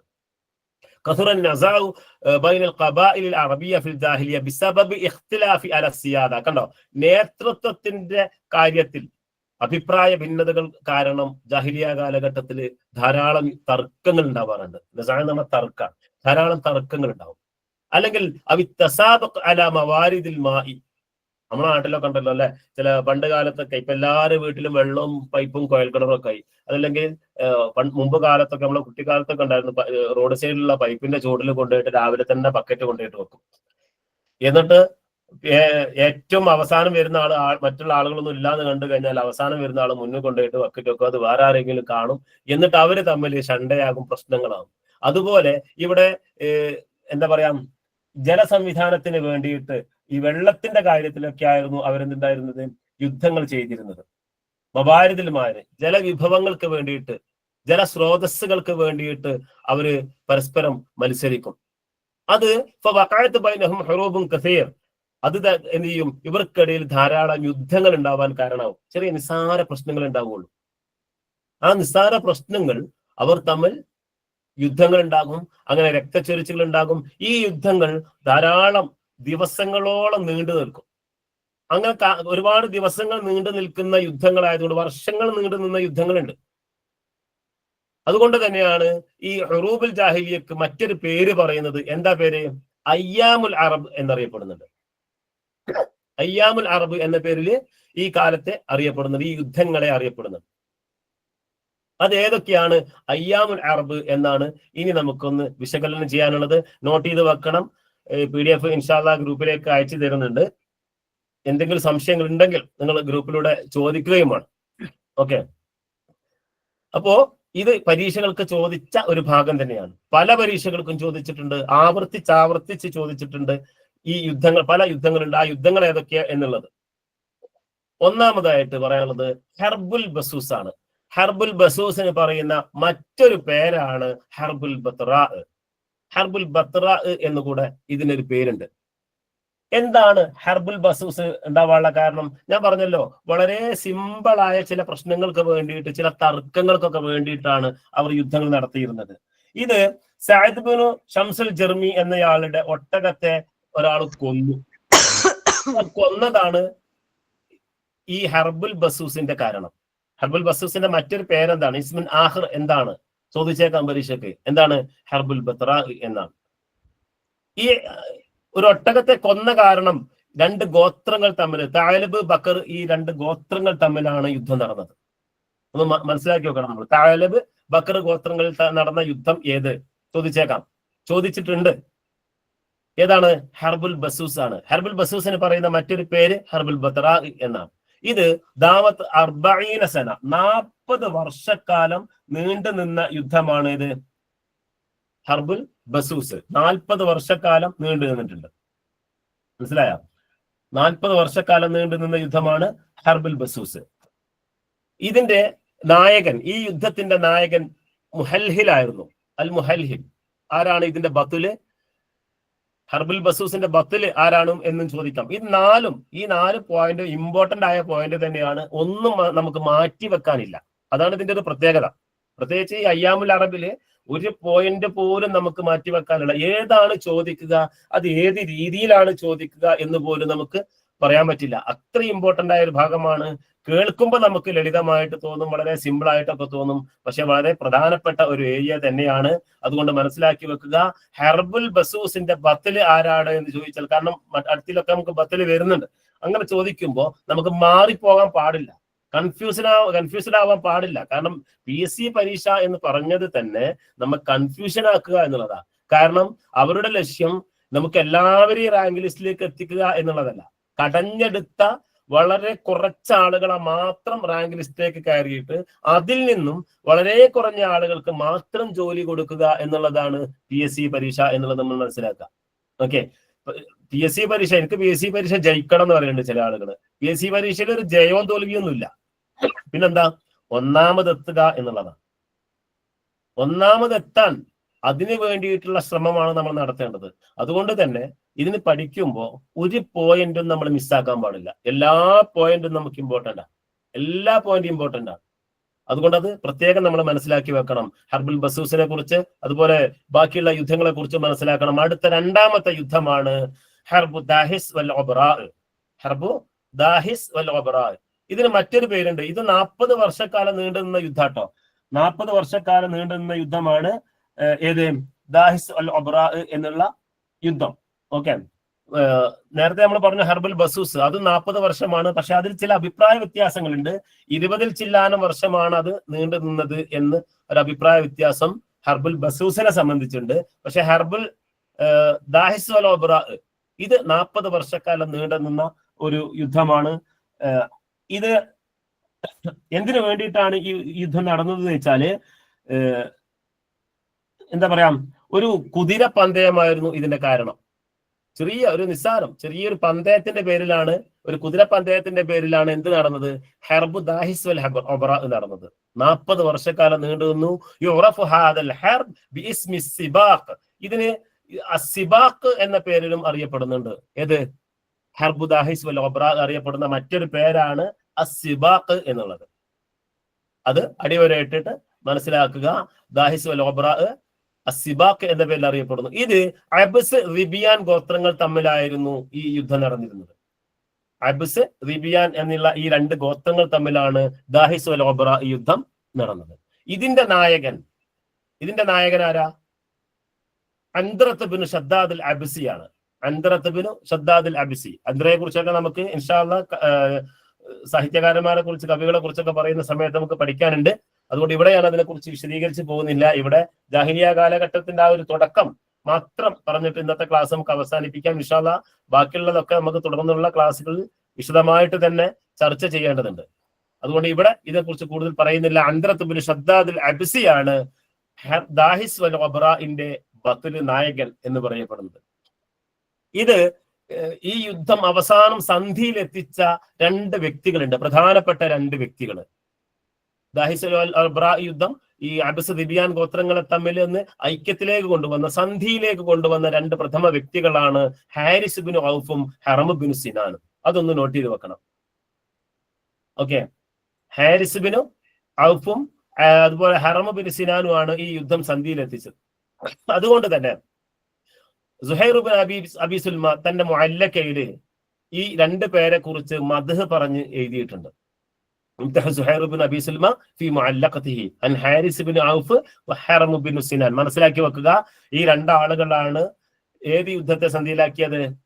ദാഹിസ് വൽ ഒബ്റാ യുദ്ധത്തെ സന്ധിയിലാക്കിയത്. ദാഹിസ് വൽ ഒബ്റാഇന്റെ ബത്തുൽ ആരായിരുന്നു എന്ന് ചോദിച്ചാൽ അൻദ്രത്ത് ബിൻ ഷദ്ദാദ് അൽ അബ്സി. ചോദ്യങ്ങൾ ഇൻഷാ അല്ലാഹ് ഈ ഹർബ് കഴിഞ്ഞതിന് ശേഷം നമുക്ക് 1-2 മോഡൽ ചോദ്യങ്ങൾ നമുക്ക് പരിശോധിക്കാം ഇൻഷാ അല്ലാഹ്. അടുത്തത് ഹർബുൽ ഫിജാർ ആണ്. ഇത് ഖുറൈശ്, കിനാന, ഖൈസ് ഈ 3 ഗോത്രങ്ങൾ തമ്മിലുണ്ടായിരുന്ന ഒരു യുദ്ധമാണ് ഇത് ഹർബുൽ ഫിജാർ എന്ന് പറയുന്നത്. ഇതിന് ഈ ഒരു പേര് കിട്ടാണ്ടായ കാരണം, ഫിജാർ എന്ന് പറഞ്ഞാൽ തന്നെ എന്താ പറയാ, അസാധു എന്നാണ്. അതായത് അധാർമികമായത്, ധാർമ്മികതയില്ലാത്തൊരു യുദ്ധം. മറ്റുള്ളവർക്ക് യുദ്ധം ചെയ്ത് ഒരു കാരണങ്ങൾക്ക് വേണ്ടിയിട്ടായിരുന്നു. പക്ഷെ ഇത് അത്ര വലിയ നിസാരമായ ഒരു പ്രശ്നത്തിന്റെ പേരിൽ നടന്ന യുദ്ധമാണ് ഹർബുൽ ഫിജാർ എന്ന് പറയുന്നത്. 3 ഗോത്രങ്ങളാണ്. ഈ യുദ്ധം നടക്കുന്ന സമയത്ത് മഹാനായ പ്രവാചകൻ സല്ലല്ലാഹു അലൈഹി വസല്ലമ തങ്ങൾ കൊച്ചുകുട്ടിയായിരുന്നു. ആ കൊച്ചു പ്രായത്തിൽ തന്നെ പ്രവാചകൻ പങ്കെടുത്ത ഒരു യുദ്ധം കൂടിയാണിത്. മറ്റു യുദ്ധങ്ങളുടെ ഒന്നും പ്രവാചകൻ എന്ത് ചെയ്തിട്ടില്ല, ഇസ്ലാമിന്റെ മുമ്പ് പങ്കെടുത്തിട്ടില്ല, ജാഹിലിയ കാലഘട്ടത്തിൽ പങ്കെടുത്തിട്ടില്ല. ഇസ്ലാമിന് ശേഷം പങ്കെടുത്തിട്ടുണ്ട് എന്നല്ലാതെ ഇസ്ലാമിക കാലഘട്ടത്തിൽ പ്രവാചകൻ പങ്കെടുത്തു എന്ന് നമുക്കറിയാം. ബദറിലും ഉഹദിലൊക്കെ നമ്മൾ പങ്കെടുത്ത് നമുക്കറിയാം. പക്ഷേ ഇസ്ലാമിന് മുമ്പ് നബി തങ്ങൾ ആകെ ഒരു യുദ്ധത്തിലേ പങ്കെടുത്തിട്ടുള്ളൂ. ആ യുദ്ധമാണ് ഹർബുൽ ഫിജാർ. 3 ഗോത്രങ്ങൾ തമ്മിലാണ് യുദ്ധം നടന്നിട്ടുള്ളത്. ഖുറൈശ്, കിനാന, ഖൈസ്, ഈ 3 ഗോത്രങ്ങളിലാണ്. ഇതിന് എന്താണ് ഈ യുദ്ധത്തിന്റെ കാരണം? എന്താ? നമുക്കറിയാം, അന്നത്തെ ഖുറൈശികളുടെ കാലഘട്ടത്തിൽ അല്ലെങ്കിൽ ജാഹിലിയ കാലഘട്ടത്തിലൊക്കെ പ്രധാനമായിട്ടും അവരുടെ വരുമാന മാർഗം എന്ന് പറഞ്ഞിരുന്നത് കച്ചവടമായിരുന്നു, വാണിജ്യമായിരുന്നു ഉണ്ടായിരുന്നത്. അങ്ങനെ ഈ വാണിജ്യ മാർഗത്തിൽ അവരുടെ കച്ചവട കുതിരകളൊക്കെ പോകുന്ന സ്ഥലത്ത് ഒരു തടസ്സം നിന്നു എന്ന ഒരൊറ്റ കാരണത്താൽ, അതായത് ഒരു ഖുറൈശി നുഅ്മാൻ ഇബ്നു മുൻദിർ എന്ന രാജാവിന്റെ ചരക്ക് ഒഴിപ്പിക്കാൻ അനുവാദം ചോദിച്ചതാണ്. വഴിയിലുള്ള അദ്ദേഹത്തിന്റെ ചരക്കുകളൊക്കെ ഒന്ന് മാറ്റട്ടെ എന്നുള്ള ഒരു അനുവാദം ചോദിച്ചതാണ് ഹർബുൽ ഫിജാറിന്റെ കാരണം. ഇങ്ങനെ യുദ്ധം പൊട്ടിപ്പുറപ്പെടാനുണ്ടായ പ്രധാനപ്പെട്ട കാരണം ഇതായിരുന്നു. 4 ഘട്ടങ്ങളിലായിട്ടാണ് ഈ യുദ്ധം നടന്നിട്ടുള്ളത്. 4 ഘട്ടങ്ങളിലായിട്ട്. ഇതിൽ ഏറ്റവും അവസാനത്തെ 4ാമത്തെ ഘട്ടത്തിലാണ് പ്രവാചകൻ സല്ലല്ലാഹു അലൈഹി വസല്ലം തങ്ങൾ ഈ യുദ്ധത്തിൽ പങ്കെടുത്തത്. പ്രവാചകൻ പങ്കെടുത്തെന്ന് പറഞ്ഞാൽ യുദ്ധം ചെയ്യാനല്ല. പ്രവാചകൻ പങ്കെടുത്തിട്ടുള്ളത് ഈ ഗോത്രക്കാരുടെ, ഖുറൈശ് ഗോത്രക്കാരുടെ അമ്പുകളൊക്കെ പോകുമ്പോൾ അതൊക്കെ ശേഖരിച്ചു വെക്കുന്ന ഒരു ജോലിയായിരുന്നു പ്രവാചകൻ ഉണ്ടായിരുന്നത് എന്നാണ് പറയുന്നത്. അതിനു വേണ്ടിയിട്ടാണ് പ്രവാചകൻ ഈ യുദ്ധത്തിൽ പങ്കെടുത്തത്, കൊച്ചുകുട്ടിയായിരിക്കുന്ന സമയത്ത്. അപ്പോൾ പ്രധാനപ്പെട്ട 3 യുദ്ധങ്ങളെ കുറിച്ച് നമ്മൾ പറഞ്ഞു. ഹർബുൽ ബസൂസ്, ദാഹിസ് വൽ ഒബ്രാ, ഹർബുൽ ഫിജാർ. നോക്കാം. ഇതില് കഴിഞ്ഞ ഒരു കേട്ടറ്റ് പരീക്ഷയ്ക്ക് വന്ന ഒരു ചോദ്യമാണ് ലൈസ മിൻ അയ്യാമിൽ അറബ്. ലൈസ മിൻ അയ്യാമിൽ അറബ് 2018 ഒക്ടോബറിൽ കേട്ടറ്റിന് ചോദിച്ചൊരു ചോദ്യമാണ്. ഇത് നമുക്ക് PSC ചോദിക്കൂല എന്ന് പറയാൻ പറ്റൂല. ഏതായിരുന്നു? ഹർബുൽ ബസൂസ്, ഹർബുൽ യമാമ, ദാഹിസ് വൽ ഒബ്രാ, ഹർബുൽ ഫിജാർ. പെട്ടെന്ന് ആൻസർ ചെയ്ത് നോക്കിയേ.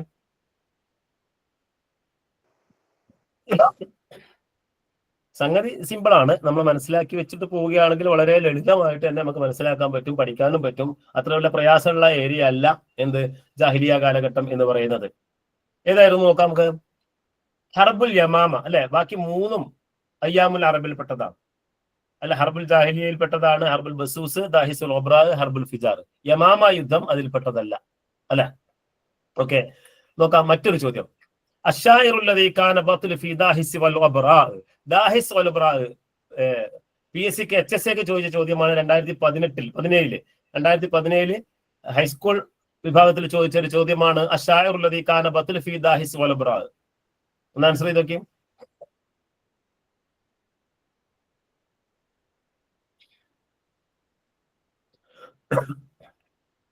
ഓക്കെ, നമുക്ക് ആൻസർ നോക്കാം.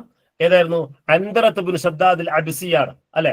അൻദറത്ത് ബിനു ഷദ്ദാദ് അൽ അബ്സിയാണ് ദാഹിസ് വൽ ഒബ്രാഇന്റെ ബത്ല്. അപ്പൊ ഞാൻ നേരത്തെ പറഞ്ഞല്ലോ, ബത്ല് ചോദിക്കുമ്പോ അത് മനസ്സിലാക്കി വെക്കണം, പഠിച്ചു വെക്കണം, തെറ്റാൻ പാടില്ല. ഇപ്പൊ നമ്മൾ വളരെ സിമ്പിൾ ആയിട്ട് ചെയ്യുന്നു. പക്ഷെ പരീക്ഷകളിലേക്ക് കയറി കഴിഞ്ഞാൽ നമ്മളൊക്കെ മനസ്സിലേക്ക് ഒരു ഇങ്ങനെ നെഞ്ചിന്റെ ഉള്ളിന്റെ ഉള്ളിൽ നിന്ന് പെടപെടപ്പ് ഇങ്ങനെ വരാന് അല്ലെ. ചില ക്വസ്റ്റ്യൻസ് ഇങ്ങനെ കാണുമ്പോ അതൊക്കെ ഇൻഷാ അല്ലാഹ് നമുക്ക് മാറ്റിയെടുക്കണം. നമുക്ക് നമ്മുടെ മറ്റുള്ള ക്ലാസ്സുകളിലൂടെ ഒക്കെ മാറ്റിയെടുക്കേണ്ടതുണ്ട്.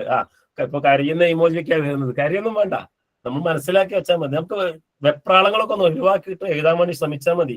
ഇൻഷാ അല്ലാഹ് എല്ലാം ശരിയാകും. എല്ലാവർക്കും അങ്ങനെ തന്നെയാണ്. എന്താ പറയാ, ആരും അത്ര വലിയ സിമ്പിൾ ആയിട്ടൊന്നും ചെയ്യാൻ പോകില്ല. PSC പരീക്ഷ എഴുതാൻ വേണ്ടിയിട്ട് പോകില്ല. എന്തായാലും ഉള്ളിന്റെ ഉള്ളിൽ കൂടെ ചെറിയൊരു വെപ്രാളം, ചെറിയൊരു ബേജാറ്, ബടപടപ്പൊക്കെ നമുക്ക് ഉണ്ടാകും. ഇൻഷാ അല്ലാഹ് എല്ലാം നമുക്ക് മാറ്റിയെടുക്കാം. നമ്മുടെ ക്ലാസ്സുകളിലൂടെ ഒക്കെ അത് മാറ്റിയെടുക്കാം. ഈ ഒരു മാസത്തെ കോഴ്സ് കഴിഞ്ഞ് April 20 കഴിഞ്ഞ് നമ്മൾ മോഡൽ പരീക്ഷയും കോണ്ടാക്ട് ക്ലാസ്സും ഒക്കെ കഴിഞ്ഞ് നിങ്ങൾ പുറത്തേക്ക് പോകുമ്പോൾ നിങ്ങളുടെ ഉള്ളിൽ ഇൻഷാ അല്ലാഹ് ഉണ്ടായിരിക്കും, തീർച്ചയായിട്ടും ഉണ്ടാകും.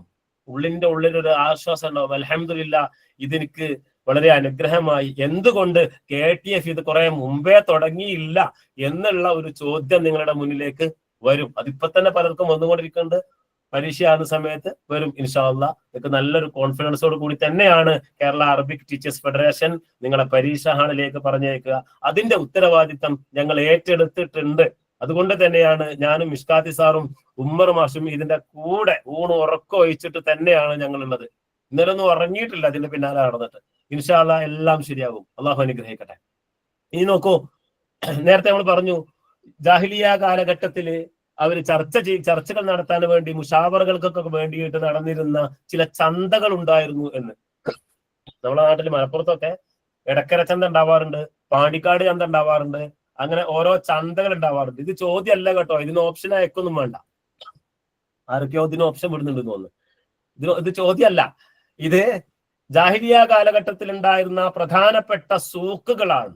അസ്വാഖുൽ ജാഹിലിയ, ജാഹിലിയ കാലഘട്ടത്തിൽ ഉണ്ടായിരുന്ന സൂക്കുകളാണ് ഈ കാണിച്ചിട്ടുള്ളത്. ഏതൊക്കെയാണോന്ന് സ്ക്രീനിൽ ഒന്ന് വായിച്ചു നോക്കിയേ.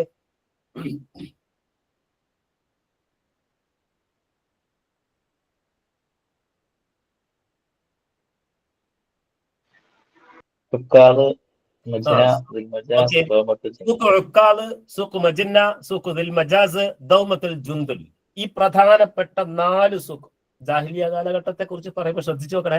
ഒക്കെ ഒന്നിനൊന്ന് മെച്ച. ഏത് വിഷയത്തില്? പരീക്ഷകൾക്ക് ചോദിക്കുന്ന വിഷയത്തില് ഒന്നിനൊന്ന് മെച്ചുള്ളതാ. ഒന്നും നമുക്ക് മാറ്റി വെക്കാനില്ല. ഓക്കെ, ഇതവിടെ നിൽക്കട്ടെ, സൂക്ക് ഉൾക്കാതെ അങ്ങ് നിൽക്കട്ടെ. ഞാൻ മജന്നയെ കുറിച്ച് പഠിക്കട്ടെ, അതിനാണ് കഴിഞ്ഞ പരീക്ഷയ്ക്ക് ചോദ്യം വന്നതെന്നുള്ളത്. അപ്പൊ നിങ്ങൾ തൊട്ട മുമ്പത്തെ ചോദിച്ചു നോക്ക്, ചിലപ്പോൾ അതിലൊന്നും ഉണ്ടാവില്ല. എന്നാൽ തൊട്ട മുമ്പത്ത് നോക്കിയാലോ, അതിൽ സൂക്ക് ഉൾക്കാതെ ഉണ്ടാകും, ചിലപ്പോൾ മജന്ന ഉണ്ടാവും, 4 ചോദിച്ചിട്ടുണ്ടാവും. അങ്ങനെയുള്ള പരീക്ഷകളും വന്നിട്ടുണ്ട്. ഓക്കെ, ഞാൻ പറഞ്ഞല്ലോ OMR ആകുന്നതിന് മുമ്പ് ഞാനൊക്കെ ആ കാലത്ത് പരീക്ഷ എഴുതിയ ഒരാളാണ്. അന്ന് നമ്മൾ കാണാതെ പഠിച്ച് വിശദീകരിച്ച് എഴുതിയിട്ട് പോകുന്ന ഒരു കാലഘട്ടമാണ്. അന്ന് ഇതിനെക്കുറിച്ചൊക്കെ വിശദീകരിക്കാൻ വേണ്ടി ചോദ്യങ്ങളുണ്ടായിരുന്നു. ഇപ്പൊ നിങ്ങൾക്ക് അത്തരം പ്രശ്നങ്ങളില്ല. ഇപ്പൊ ഈ ഓരോന്നിനെ കുറിച്ചും കൃത്യമായ ഒരു പോയിന്റ്സ് നമുക്ക് മനസ്സിലാക്കി വെച്ചാൽ മതി. ഇനി ഈ 4 സൂക്കുകളെ കുറിച്ചാണ് നമ്മൾ പറയുന്നത് ഇൻഷാ അല്ലാഹ്.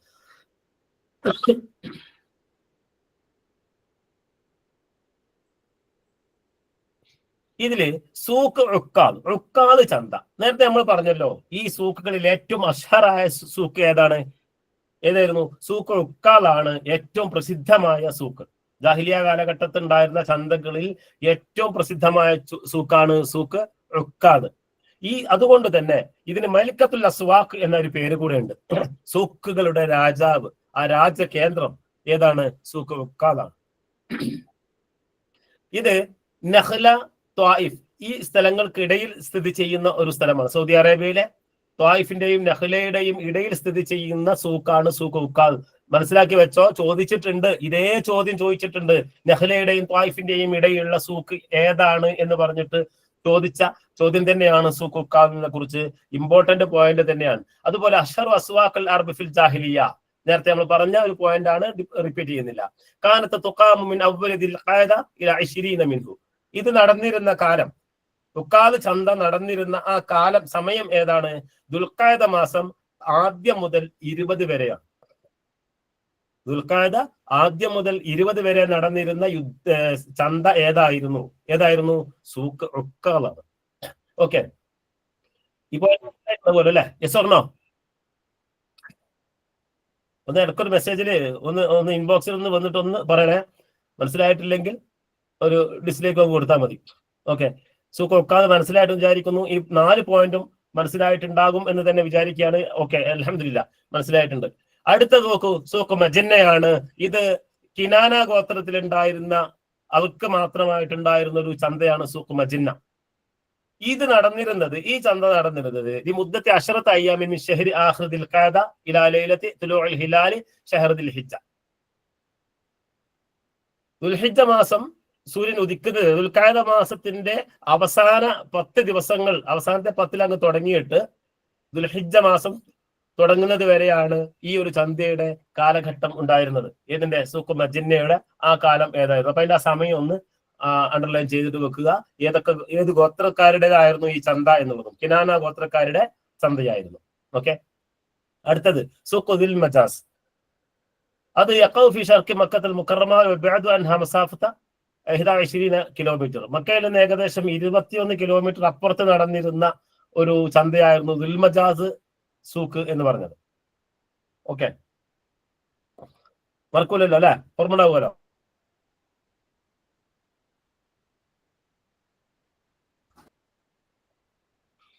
ഇനി നോക്കൂ, അടുത്ത 4ാമത്തെ ചന്തയാണ് ദൗമത്തൽ ജുന്ദുൽ.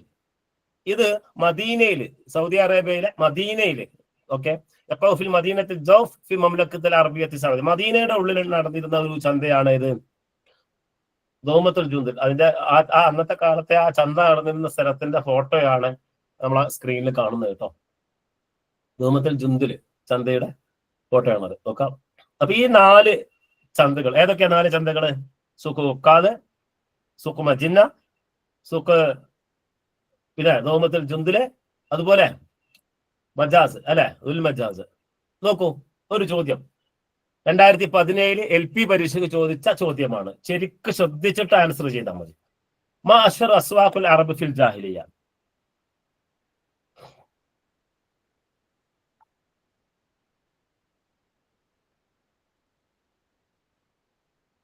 ജാഹിലിയ്യ കാലഘട്ടത്തിൽ ഉണ്ടായിരുന്ന ഏറ്റവും പ്രധാനപ്പെട്ട ഒരു ചന്ത ഏതായിരുന്നു എന്നുള്ളതാണ്. ഏതായിരുന്നു ആ സൂക്ക്?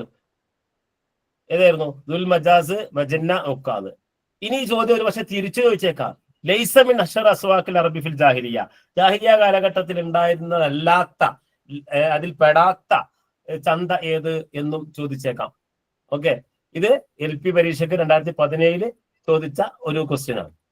ഏതായിരുന്നു? ദുൽ മജാസ്, മജിന്ന, ഉക്കാദ്. ഇനി അടുത്ത് നോക്കൂ, അശ്ശഉറു ഫിൽ അസ്രിൽ ജാഹിലി. ക്ലാസ് ഇൻഷാ അല്ലാഹ് അവസാന ഇതിലേക്ക് പോവാണ്.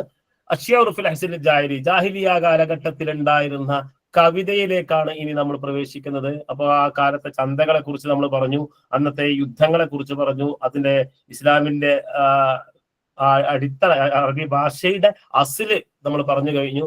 ഇതൊക്കെ വളരെ പ്രധാനമായിട്ട് മനസ്സിലാക്കി വെക്കുക. ഇനി നമ്മൾ പഠിക്കാൻ പോകുന്നത് ഷിയറിലേക്കാണ്. ആ ഷിയറിലേക്ക് പ്രവേശിക്കുന്നതിന് മുമ്പ് ഇമ്പോർട്ടന്റ് ആയ 1-2 കാര്യങ്ങൾ, പോയിന്റ്സുകൾ മാത്രം നമുക്ക് എന്ത് ചെയ്യാം, പറയാം. അവ്വലുമാന അള്ളമഹുൽ അറബ് അശ്ശിയറ കാന ഫീ ബഹരി റജ്സ്. റജ്സ് ബഹറിലാണ് അറബികൾ അന്ന് ആദ്യ കാലഘട്ടത്തിലൊക്കെ കവിതകൾ എഴുതിയത്. ഏതാ റജ്സ് ബഹർ? ഓർക്കുന്നുണ്ട് നിങ്ങൾ? കഴിഞ്ഞ ക്ലാസ്സിൽ നമ്മളെ മിഷ്കാദി സാർ വളരെ വിശദമായിട്ട് രസകരമായിട്ട് നമുക്ക് പറഞ്ഞു തന്നിട്ടുണ്ട് എല്ലാ ബഹറുകളെ കുറിച്ചും അല്ലെ. 15 ബഹറും നമുക്ക് പറഞ്ഞു തന്നിട്ടുണ്ട്. അതിൽപ്പെട്ട റജ്സ് ബഹറിൽപ്പെട്ടതാണ് അല്ലെ. കലാമുനാ ലഫ്ദുൻ മുഫീദുൻ കസ്തഖിം അല്ലെ, ഇതല്ലേ അതിന്റെ ഒരു വരി പദ്യം നമ്മൾ ചൊല്ലിയാല്? മുസ്തഫ്ഇലുൻ എന്ന 6 തവണ പറയുന്ന ആ ബഹറാണല്ലോ റജ്സ്. അങ്ങനെ തന്നെയല്ലേ? ആ ബഹറിലായിരുന്നു, റജ്സ് ബഹറിലായിരുന്നു ആദ്യ കാലഘട്ടത്തിൽ അറബികൾ കവിതകൾ എഴുതിയിരുന്നത്. ഇനി നോക്കൂ, കാന മുദർറിബുൻ നിസാർ സാഹിബ് അവ്വൽ ബൈത്തുൻ ഷിയരി. ആദ്യത്തെ ശ്ലോകം എഴുതിയത്, ബൈത്തുൻ ഷിയരി എഴുതിയത് ആരാണ്? മുദർറിബുൻ നിസാർ ആണ്. ആദ്യത്തെ ബൈത്ത് ഷിയരി എഴുതിയത് ആര് എന്ന് ചോദിച്ചാൽ മുദർറിബുൻ നിസാർ. ഇനി നോക്കൂ, ആദ്യത്തെ ഖസീദ എഴുതിയത് മുഹൽഹിൽ ബിനു റബിയ. കാന മുഹൽഹിൽ ബിനു റബിയ സാഹിബ് അവ്വൽ ഖസീദത്തുൻ അറബിയ. ആദ്യത്തെ ഖസീദ എഴുതിയത് ആരാണ്? മുഹൽഹൽ ബിനു റബിയയാണ് ആദ്യത്തെ അറബി ഖസീദ എഴുതിയിട്ടുള്ളത്. അതിനുശേഷം ഒരുപാട് ഖസീദകൾ വന്നിട്ടുണ്ട്. ഖസീദകളെ കുറിച്ച് നമുക്ക് ഇൻഷാ അല്ലാഹ് ഒരുപാട് പഠിക്കാനുണ്ട്. പ്രത്യേകിച്ച് ജാഹിലിയൊക്കെ കഴിഞ്ഞ് അസ്റുൽ ഹദീസിലേക്ക് വരുന്ന സമയത്ത് ഖസീദയൊക്കെ ഒരുപാട് നമുക്ക് മനസ്സിലാക്കി പഠിക്കേണ്ടതുണ്ട്. ഓക്കെ, അപ്പൊ ആദ്യത്തെ ഖസീദ എഴുതിയത് ആരാന്ന് ചോദിച്ചാൽ മുഹൽഹിൽ ബിനു റബിയയാണ്. അതുപോലെ നോക്കൂ, കാന അക്സർ ശുഅറാഇൽ ജാഹിലിയ്യ യുനള്ളിമൂന അശ്ആറഹും ബില്ലുഗത്തിൽ മുദർരിയ. മുദർ ഭാഷയിലായിരുന്നെങ്കിൽ, മുദർ എന്ന് പറഞ്ഞാൽ ഗോത്രത്തിന്റെ ഭാഷയാണല്ലോ, ആ ഗോത്ര ഭാഷയിലായിരുന്നു ആദ്യകാലത്തൊക്കെ എന്തിരുന്നത്? അധിക ജാഹിലിയ കവികളും കവിതകൾ എഴുതിയിരുന്നത് ലുഗത്തുൽ മുദർരിയയിലായിരുന്നു എഴുതിയിരുന്നത് എന്നുള്ളത് ഒന്നും കൂടെ അടിവരയിട്ടിട്ട് പോകുന്നത് നല്ലതായിരിക്കും. എളുപ്പമാണ്, സിമ്പിൾ ആണ്, കാര്യമായിട്ട് ചോദിച്ചായിട്ട് കണ്ടിട്ടില്ല, എങ്കിലും നമ്മൾ ഒഴിവാക്കാൻ പറ്റാത്ത ഒരു ഏരിയ തന്നെയാണ്. ഇനി നോക്കുക, അവരുടെ അൻവാഴുകള്, അൻവാഉശ്ശിയറിൽ ജാഹിലി, ജാഹിലിയ കാലഘട്ടത്തിലുള്ള കവിതകളുടെ ഇനങ്ങൾ ഏതൊക്കെയാണെന്ന് നമുക്ക് മനസ്സിലാക്കി പോകണം. അത് മനസ്സിലാക്കാണ്ട് നമ്മൾ കവികളെ കുറിച്ചോ മുഅല്ലഖാത്തിനെ കുറിച്ചോ ഒന്നും പഠിച്ചിട്ട് കാര്യമില്ല.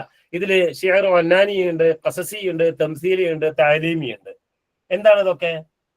ചിലത് ഓരോ കവിതകളെ കുറിച്ച് നമുക്കറിയാം അല്ലെ, ചിലത് ഭാവാത്മകമായ കവിതകളായിരിക്കും ഉണ്ടാവുക.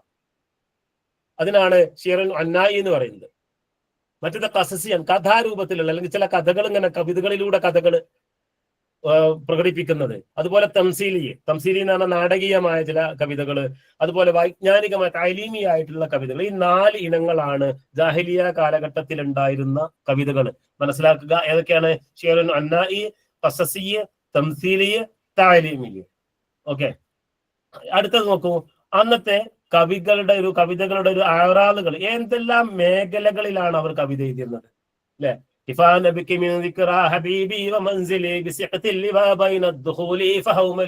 ആരെ കുറിച്ചാ? അല്ലെ, തന്റെ കാമുകിയെ കുറിച്ച് ഇങ്ങനെ എഴുതിയിട്ട് പോകുന്ന, തന്റെ കുതിരകളെ കുറിച്ച് എഴുതുന്ന കവികള്, അതുപോലെ തന്നെ തന്റെ അന്നത്തെ ചില വർണ്ണനകള്, അതുപോലെ ചില വിലാപകാവ്യങ്ങള്. ഹൻസ ഒക്കെ അങ്ങനെയല്ലേ കവിത എഴുതിയിരുന്നത് അല്ലെ? ഹൻസായി എങ്ങനെ കവിത എഴുതുന്നത്? വിലാപകാവ്യങ്ങളാണ് കൂടുതലായിട്ട് എഴുതിയിരുന്നത്. തന്റെ സഹോദരന്റെ മരണത്തിൽ വിലാപം പ്രകടിപ്പിച്ചുകൊണ്ട് എഴുതിയിരുന്ന ഒരു കവയിത്രിയായിരുന്നു ഹൻസാദ്. ഇൻഷാ അല്ലാഹ് നമുക്ക് പഠിക്കാം. ഇവരുടെ കവിതയുടെ മേഖലകൾ ഒന്ന് എന്താ ഹജ എന്ന് പറഞ്ഞാല് കളിയാക്കുക, മറ്റുള്ളവരെ പരിഹസിക്കുക. അതുപോലെ ഇഅ്തിദാർ എന്ന് പറയാം, മാപ്പ് അപേക്ഷിച്ചുകൊണ്ട് എന്തുണ്ടെങ്കിലും കവിതയാണ്. ഒരാളോട് എന്തെങ്കിലും ഒരു ക്ഷമ ചോദിക്കുകയാണെങ്കിൽ, അല്ലെങ്കിൽ ഒരാളെ കളിയാക്കുകയാണെങ്കിലൊക്കെ ഞാൻ പറഞ്ഞല്ലോ, അവര് അങ്ങാടികളിൽ സൂക്കുകളിലൊക്കെ ഇങ്ങനെ ഒരുമിച്ച് കൂടുമ്പോൾ വലിയ പാറക്കല്ലിന്റെ മോളൊക്കെ ഇങ്ങനെ ഇരുന്നിട്ട് ആരെങ്കിലും ഒരാളിങ്ങനെ വരികയാണെങ്കിൽ അവരെങ്ങനെ തമാശ രൂപത്തിൽ, കളിയാക്കുന്ന രൂപത്തിലൊക്കെ അങ്ങനെ പറയും. പക്ഷെ ഇവരെ പറച്ചിലുകൾ എന്തായിരുന്നു? കവിതകളായിരുന്നു എന്നുള്ളതാണ് പ്രത്യേകത. നമ്മളിങ്ങനെ പറയും, നമ്മളിപ്പോ റീൽസ് എടുക്കുന്ന പറയുന്നത് അവര് അക്കാലത്ത് എന്ത് ചെയ്യും? ഇന്നിപ്പോ റീൽസ് ആണല്ലോ ഇക്കാലത്ത്. അന്ന് എന്തായിരുന്നു? അന്ന് നിങ്ങളെ കവിതകൾ ഇങ്ങനെ ചൊല്ലലായിരുന്നു. അതുപോലെ തന്നെ ഗസൽ ഉണ്ടായിരുന്നു. ഗസൽ എന്ന് പറഞ്ഞത് എന്താ? പ്രണയം ഉണ്ടായിരുന്നു. പ്രണയത്തിന്റെ വിഷയത്തിലൊക്കെ ആയിരുന്നു. അതുപോലെ തന്നെ വസ്ഫ്, മറ്റുള്ള സംഗതികളൊക്കെ വിശേഷിപ്പിക്കുക, വസ്ഫ് ചെയ്യുക. ഫഹർ, അഹന്ത നടിക്കുക, ഞങ്ങളാണ് ഏറ്റവും വലിയവർ എന്നുള്ളതിന് കുലമഹിമകൾ പറഞ്ഞുകൊണ്ട് എന്ത് ചെയ്യും? അവര് ഫഹ്ർ വിഷയത്തിൽ കവിതകൾ എഴുതും. അതുപോലെ തങ്ങളുടെ വീരത്വത്തില്, തങ്ങളുടെ ധീരത, ഞങ്ങൾ ഖുറൈശികള് വലിയ പ്രമാണിമാരാണ് എന്ന് പറഞ്ഞിട്ട് ഖുറൈശി വിഭാഗത്തിലുള്ള കവിതകൾ ചൊല്ലുമ്പോൾ തൊട്ടപ്പുറത്തെ കബീലയിലുള്ള ആളുകൾ അവരുടെ മേന്മകൾ നടിച്ചുകൊണ്ട്, അവരുടെ വീരത്വം പറഞ്ഞുകൊണ്ട്, ഹമാസ പറഞ്ഞുകൊണ്ട് കവിതകൾ എഴുതും. അതുപോലെ സ്തുതി പാടിയിട്ട് നമുക്കറിയാം, നേരത്തെ നമ്മൾ പറഞ്ഞു സുഹൈർ ബിൻ അബി സുൽമ 2 വീരന്മാരായ ആളുകളെ കുറിച്ച് കവിത എഴുതിയത് നമ്മൾ പഠിച്ചിട്ടുണ്ട്. അതുപോലെ റസാ എന്ന് പറഞ്ഞാൽ ഹൻസായിന്റെ ഒക്കെ പ്രധാന വിഷയം തന്നെ എന്തായിരുന്നു? റസാ ആയിരുന്നു, വിലാപകാവ്യങ്ങളായിരുന്നു.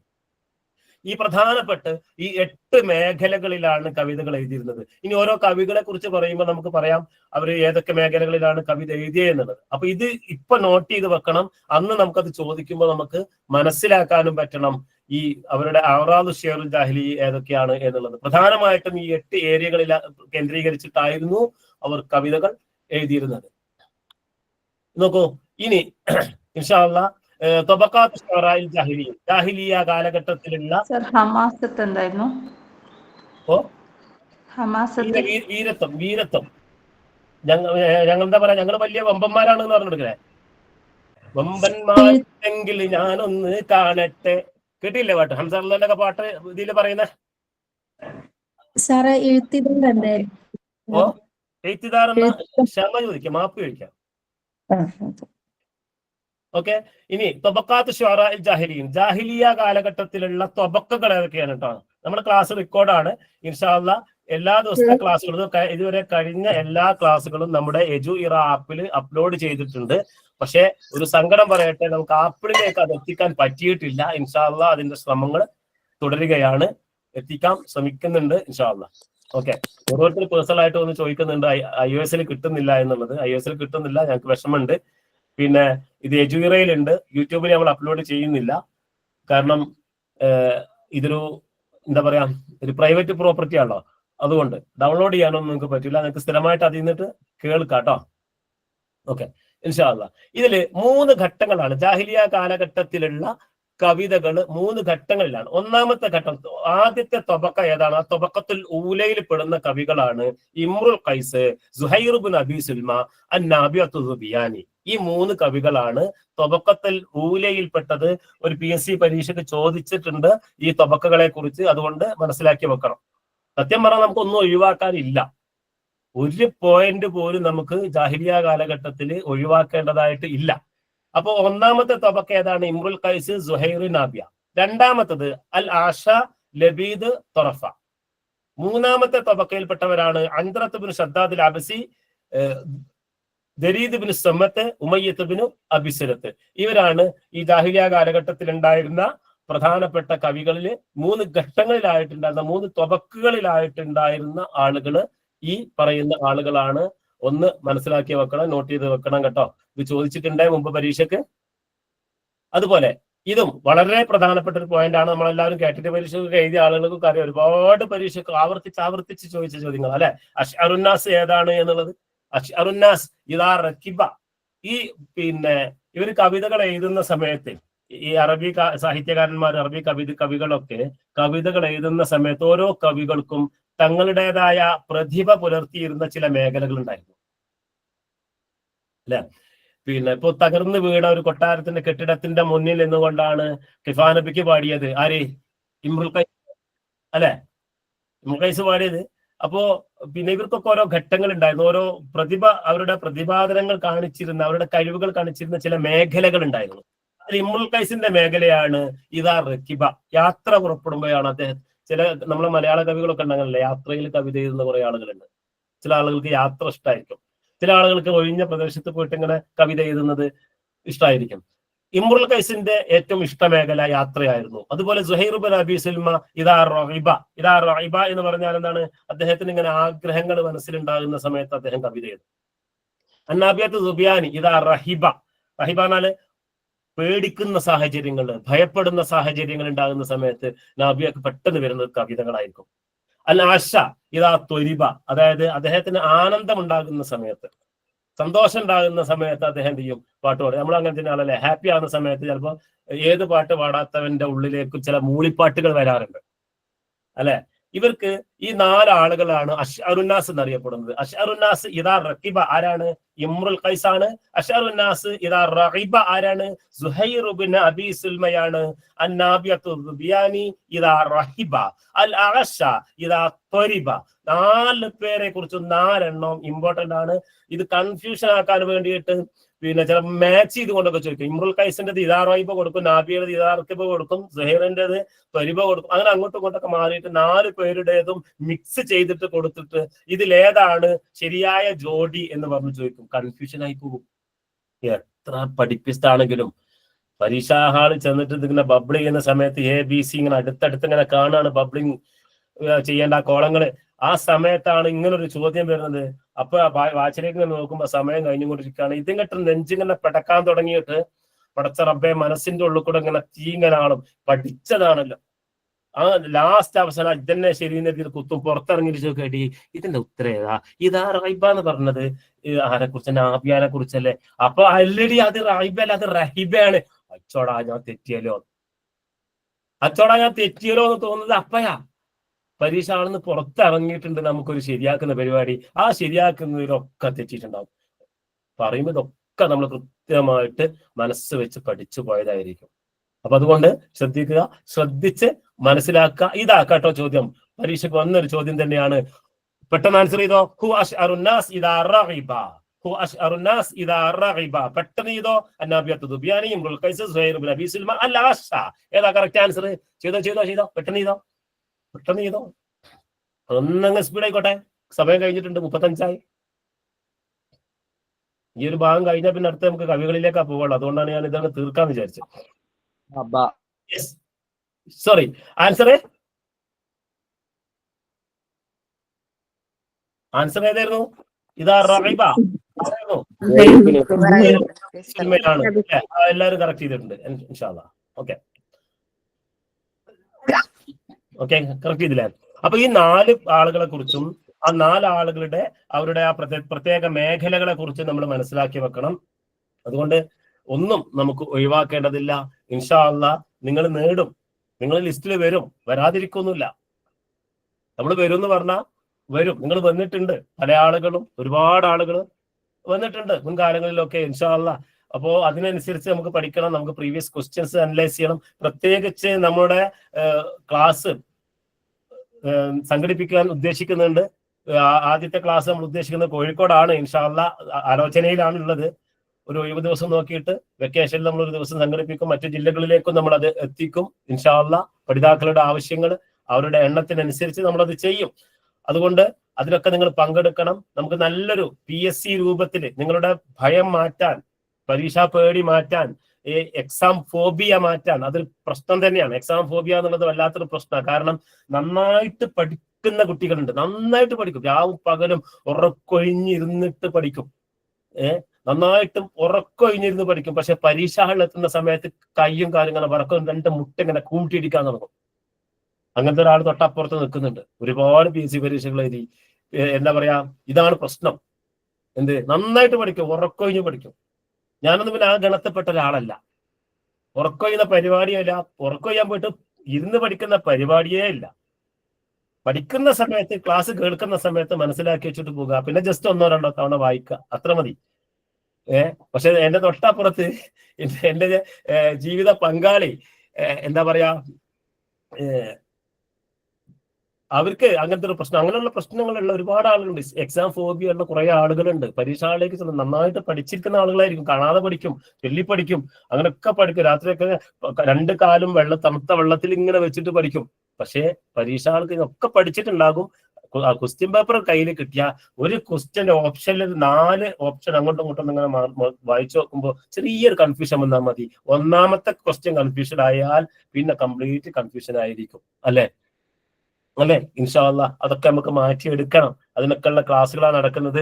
ഇടയിൽ നമുക്ക് ചില മോട്ടിവേഷനും കാര്യങ്ങളൊക്കെ വെക്കണം. നമുക്ക് സാധിക്കാത്തതായിട്ടൊന്നുമില്ല, നമുക്ക് നേടിയെടുക്കാൻ പറ്റും, നമുക്കേ പറ്റൂ. കാരണം എനിക്ക് പറ്റും എന്നുള്ളത് ഞാൻ അവസാനമായിട്ട് പറയാണ്. ഈ ക്ലാസ് കഴിഞ്ഞു പോകുമ്പോൾ നിങ്ങളുടെ ഹൃദയത്തിന്റെ ഉള്ളിൽ ഉണ്ടായിരിക്കണം, എല്ലാവരും ഒന്ന് ടൈപ്പ് ചെയ്ത് വിടണം, I can, I can, I can, എനിക്ക് പറ്റും. 3 തവണ മനസ്സ് തട്ടിയിട്ടുണ്ടോന്ന് പറഞ്ഞു കഴിഞ്ഞാൽ എല്ലാവരും ജസ്റ്റ് ഒന്ന് ടൈപ്പ് ചെയ്ത് വിടുക, ഐ ക്യാൻ, എനിക്ക് പറ്റും, എനിക്ക് പറ്റും എന്നുള്ളത് ജസ്റ്റ് ഒന്ന് ടൈപ്പ് ചെയ്ത് വിടുക. നിങ്ങൾക്ക് പറ്റും, നിങ്ങൾക്കേ പറ്റൂ. പറ്റാത്തതാരായിട്ടുള്ളത് നമുക്കറിയാലോ. നമ്മുടെ നാട്ടുകാരനായ നമ്മൾ അസീം വെളിമണ്ണ കൊച്ചു പയ്യൻ എന്തെല്ലാം നേട്ടങ്ങൾ 2 കാലും 2 കൈയും ഇല്ലാണ്ട് നേടിയിട്ടുണ്ട്, അല്ലെ? 2 കാലും ഇല്ല, 2 കൈയില്ല പാവത്തിന്, എന്തെല്ലാം നേട്ടങ്ങൾ നേടിയിട്ടുണ്ട്, ഏതെല്ലാം രാജ്യങ്ങളിൽ പോയിട്ട് സന്ദർശനം നടത്തിയിട്ടുണ്ട്. പിന്നെ എന്തുകൊണ്ട് നമുക്ക് പറ്റിക്കൂടാ? എന്തുകൊണ്ട് നമുക്ക് പറ്റിക്കൂടാ?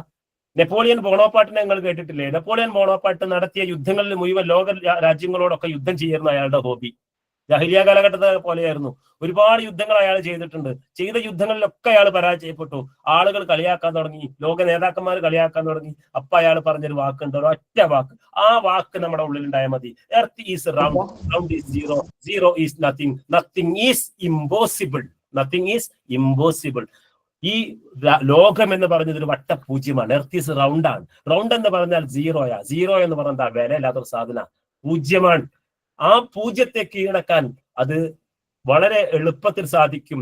നത്തിങ് ഈസ് ഇമ്പോസിബിൾ എന്ന് ലോകത്തിനെ പഠിപ്പിച്ചു കൊടുത്ത അവസാന ഘട്ടം യുദ്ധം വിജയിച്ച വ്യക്തിയാണ്. ജയിക്കുന്നത് വരെ പോരാടിയ ആളാണ് നെപ്പോളിയൻ ബോണോപ്പാർട്ട്. ഇവരുടെ ചരിത്രം, ഇവരുടെ കഥകൾ നമ്മുടെ മുന്നിലുണ്ടാകുമ്പോൾ ഇൻഷാ അല്ലാഹ് ഒരുപാട് കഥകളുണ്ട്, മോട്ടിവേഷൻ കഥകൾ നമുക്ക് പറയാനുണ്ട്. നമ്മുടെ മുന്നിലുള്ള ഒരുപാട് അരുണിമ സിൻഹ പോലെയുള്ള ഒരുപാട് ആളുകളെ ജീവിക്കുന്ന കഥകൾ നമുക്ക് പറയാനുണ്ട്. അതൊക്കെ നമുക്ക് പറയണം. അപ്പൊ ഇവരൊക്കെ നമുക്ക് മാതൃകയാണ്. പിന്നെ എന്തുകൊണ്ട് എല്ലാ കഴിവുകളുള്ള നമുക്ക് എന്തുകൊണ്ട് പറ്റൂല? പറ്റും, നമുക്ക് പറ്റും, നമുക്കേ പറ്റൂ. ഇൻഷാ അല്ലാഹ്. വആഖിറു ദഅവാനാ അൽഹംദുലില്ലാഹി റബ്ബിൽ ആലമീൻ. അസ്സലാമു അലൈക്കും വറഹ്മത്തുള്ളാഹി തആല വബറകാതുഹു. വഅലൈക്കും അസ്സലാം വറഹ്മത്തുള്ളാഹി വബറകാതുഹു. മാഷാ അല്ലാഹ്, മുംതാസ്, ജസാകുമുല്ലാഹ് ഖൈറ. ഇവിടെ മനോഹരമായി വഅലൈക്കും അസ്സലാം വറഹ്മത്തുള്ളാഹി അദബുൽ ജാഹിലി മികച്ച പവർ പോയിന്റ് പ്രസന്റേഷൻ സഹിതം അൽഹംദുലില്ലാഹ് ഇതുവരെ വന്ന PSC ക്വസ്റ്റ്യനുകളിൽ അദബുൽ ജാഹിലിയയിലെ ഷിഅറും നസ്റും ഒക്കെ, ഷുഅറാകളെ ഒക്കെ ലിങ്ക് ചെയ്ത് ചോദ്യങ്ങളെ ഫോക്കസ് ചെയ്തുകൊണ്ട് പോയിന്റ് ഔട്ട് ചെയ്ത് ഒരു പരീക്ഷാ ഓറിയന്റേഷൻ മെത്തേഡിൽ തന്നെ അദബുൽ ജാഹിലി, അൽ അസ്റുൽ ജാഹിലി, അൽ ലുഗ അൽ അറബിയ അസാലത്തുഹു ഒക്കെ കൃത്യമായി അവലോകനം ചെയ്തുകൊണ്ടാണ് ഷിഹാബ് സാറ് നമ്മുടെ ക്ലാസ് നയിച്ചത്. വളരെ മനോഹരമായിരുന്നു, ഹൃദ്യമായിരുന്നു. ഇത് നിങ്ങൾക്ക് എല്ലാവർക്കും ഈ അദബുൽ ജാഹിലിയിൽ നിന്ന് ചോദ്യമില്ലാതെ ഒരിക്കലും ഒരു ക്വസ്റ്റ്യൻ പേപ്പർ, ഒരു പരീക്ഷ നടക്കൂല. അതുകൊണ്ട് തീർച്ചയായും നിങ്ങൾക്ക് ഉപകാരപ്പെടും. നിങ്ങൾ ഫലപ്രദമായി വിനിയോഗിക്കണമെന്ന് ഓർമ്മപ്പെടുത്തുകയാണ്. ഷിഹാബ് സാറിന് ഇനിയും ഈ രംഗത്ത് പ്രവർത്തിക്കാൻ അള്ളാഹു ആയുരാരോഗ്യം പ്രദാനം ചെയ്തുമാറാവട്ടെ എന്ന് ആത്മാർത്ഥമായി പ്രാർത്ഥിക്കുന്നു. പ്രിയപ്പെട്ടവരെ, സന്തോഷ വാർത്ത നിങ്ങളുമായി പങ്കുവെക്കാനുണ്ട്. ഇൻഷാ അല്ലാഹ് നാളെ കാലിക്കറ്റ് യൂണിവേഴ്സിറ്റിയുടെ മുൻ എച്ച്ഒഡിയും അറബിക് വിഭാഗം മേധാവിയും ഒക്കെ ആയിരുന്ന അസോസിയേറ്റ് പ്രൊഫസറും PhD ചെയ്യുന്ന ഗവേഷകന്മാരുടെ ഒക്കെ എല്ലാ നിർദ്ദേശകനും ഗൈഡുമായും അതുപോലെ തന്നെ മികച്ച ഒരു നെഹ്വിസ്റ്റും എല്ലാമായിട്ടുള്ള ഡോക്ടർ അബ്ദുൽ മജീദ് സാറാണ് നാളെ നമ്മുടെ ഗസ്റ്റ്. ക്ലാസ് എടുക്കുന്നത് നെഹ്വ് ഡോക്ടർ മുഹമ്മദ് ഷെരീഫ് സാറാണ്. അതുപോലെ തന്നെ തൊട്ടടുത്ത ദിവസം പ്രൊഫസർ അബ്ദു സാർ ഡോക്ടർ പട്ടാമ്പിയാണ്. അതുപോലെ തന്നെ അറബിക് സംസ്ഥാന സ്പെഷ്യൽ ഓഫീസർ നമ്മുടെ ഈ പ്ലാറ്റ്ഫോമിൽ മറ്റന്നാൾ ശനിയാഴ്ച വരുന്നുണ്ട്. അതുപോലെ തന്നെ കേരള യൂണിവേഴ്സിറ്റിയിലെ HOD ആയിരുന്ന ഡോക്ടർ താജുദ്ദീൻ മന്നാനി ഇൻഷാ അല്ലാഹ് നമ്മുടെ കൂടെ വരുന്നുണ്ട്. ഏറ്റവും പ്രഗത്ഭരായ കേരളത്തിലെ PSC കോൺഫിഡൻഷ്യലായി പറയാൻ പാടില്ലാത്ത കുറെ സംഗതികളുണ്ട്. അതിലൊക്കെ ഇൻവോൾവ് ആയിട്ടുള്ള വളരെ പ്രഗത്ഭരായ ആളുകളാണ് നമ്മുടെ ഈ പ്ലാറ്റ്ഫോമിൽ നിങ്ങളുമായി സംവദിക്കുന്നത്. നിങ്ങൾ എല്ലാവരും കൃത്യസമയത്ത് ക്ലാസ്സിൽ കയറുക, ഉപയോഗപ്പെടുത്തുക. അള്ളാഹു അനുഗ്രഹിക്കുമാറാവട്ടെ. ശുക്രൻ ലക്കും അലാ ഹുസ്നി ഇസ്തിമാഇക്കും ഫി ഹാദിഹിൽ മജ്മുഅ വല്ലാഹു വലിയ തൗഫീഖ്. ജസാക്കുമുല്ലാഹു ഖൈറ. മഅസ്സലാം. അസ്സലാമു അലൈക്കും വറഹ്മത്തുള്ളാഹി. വഅലൈക്കും അസ്സലാം വറഹ്മത്തുള്ളാഹി വബറകാതുഹു. ശുക്രൻ ജസീലൻ ലക്കും.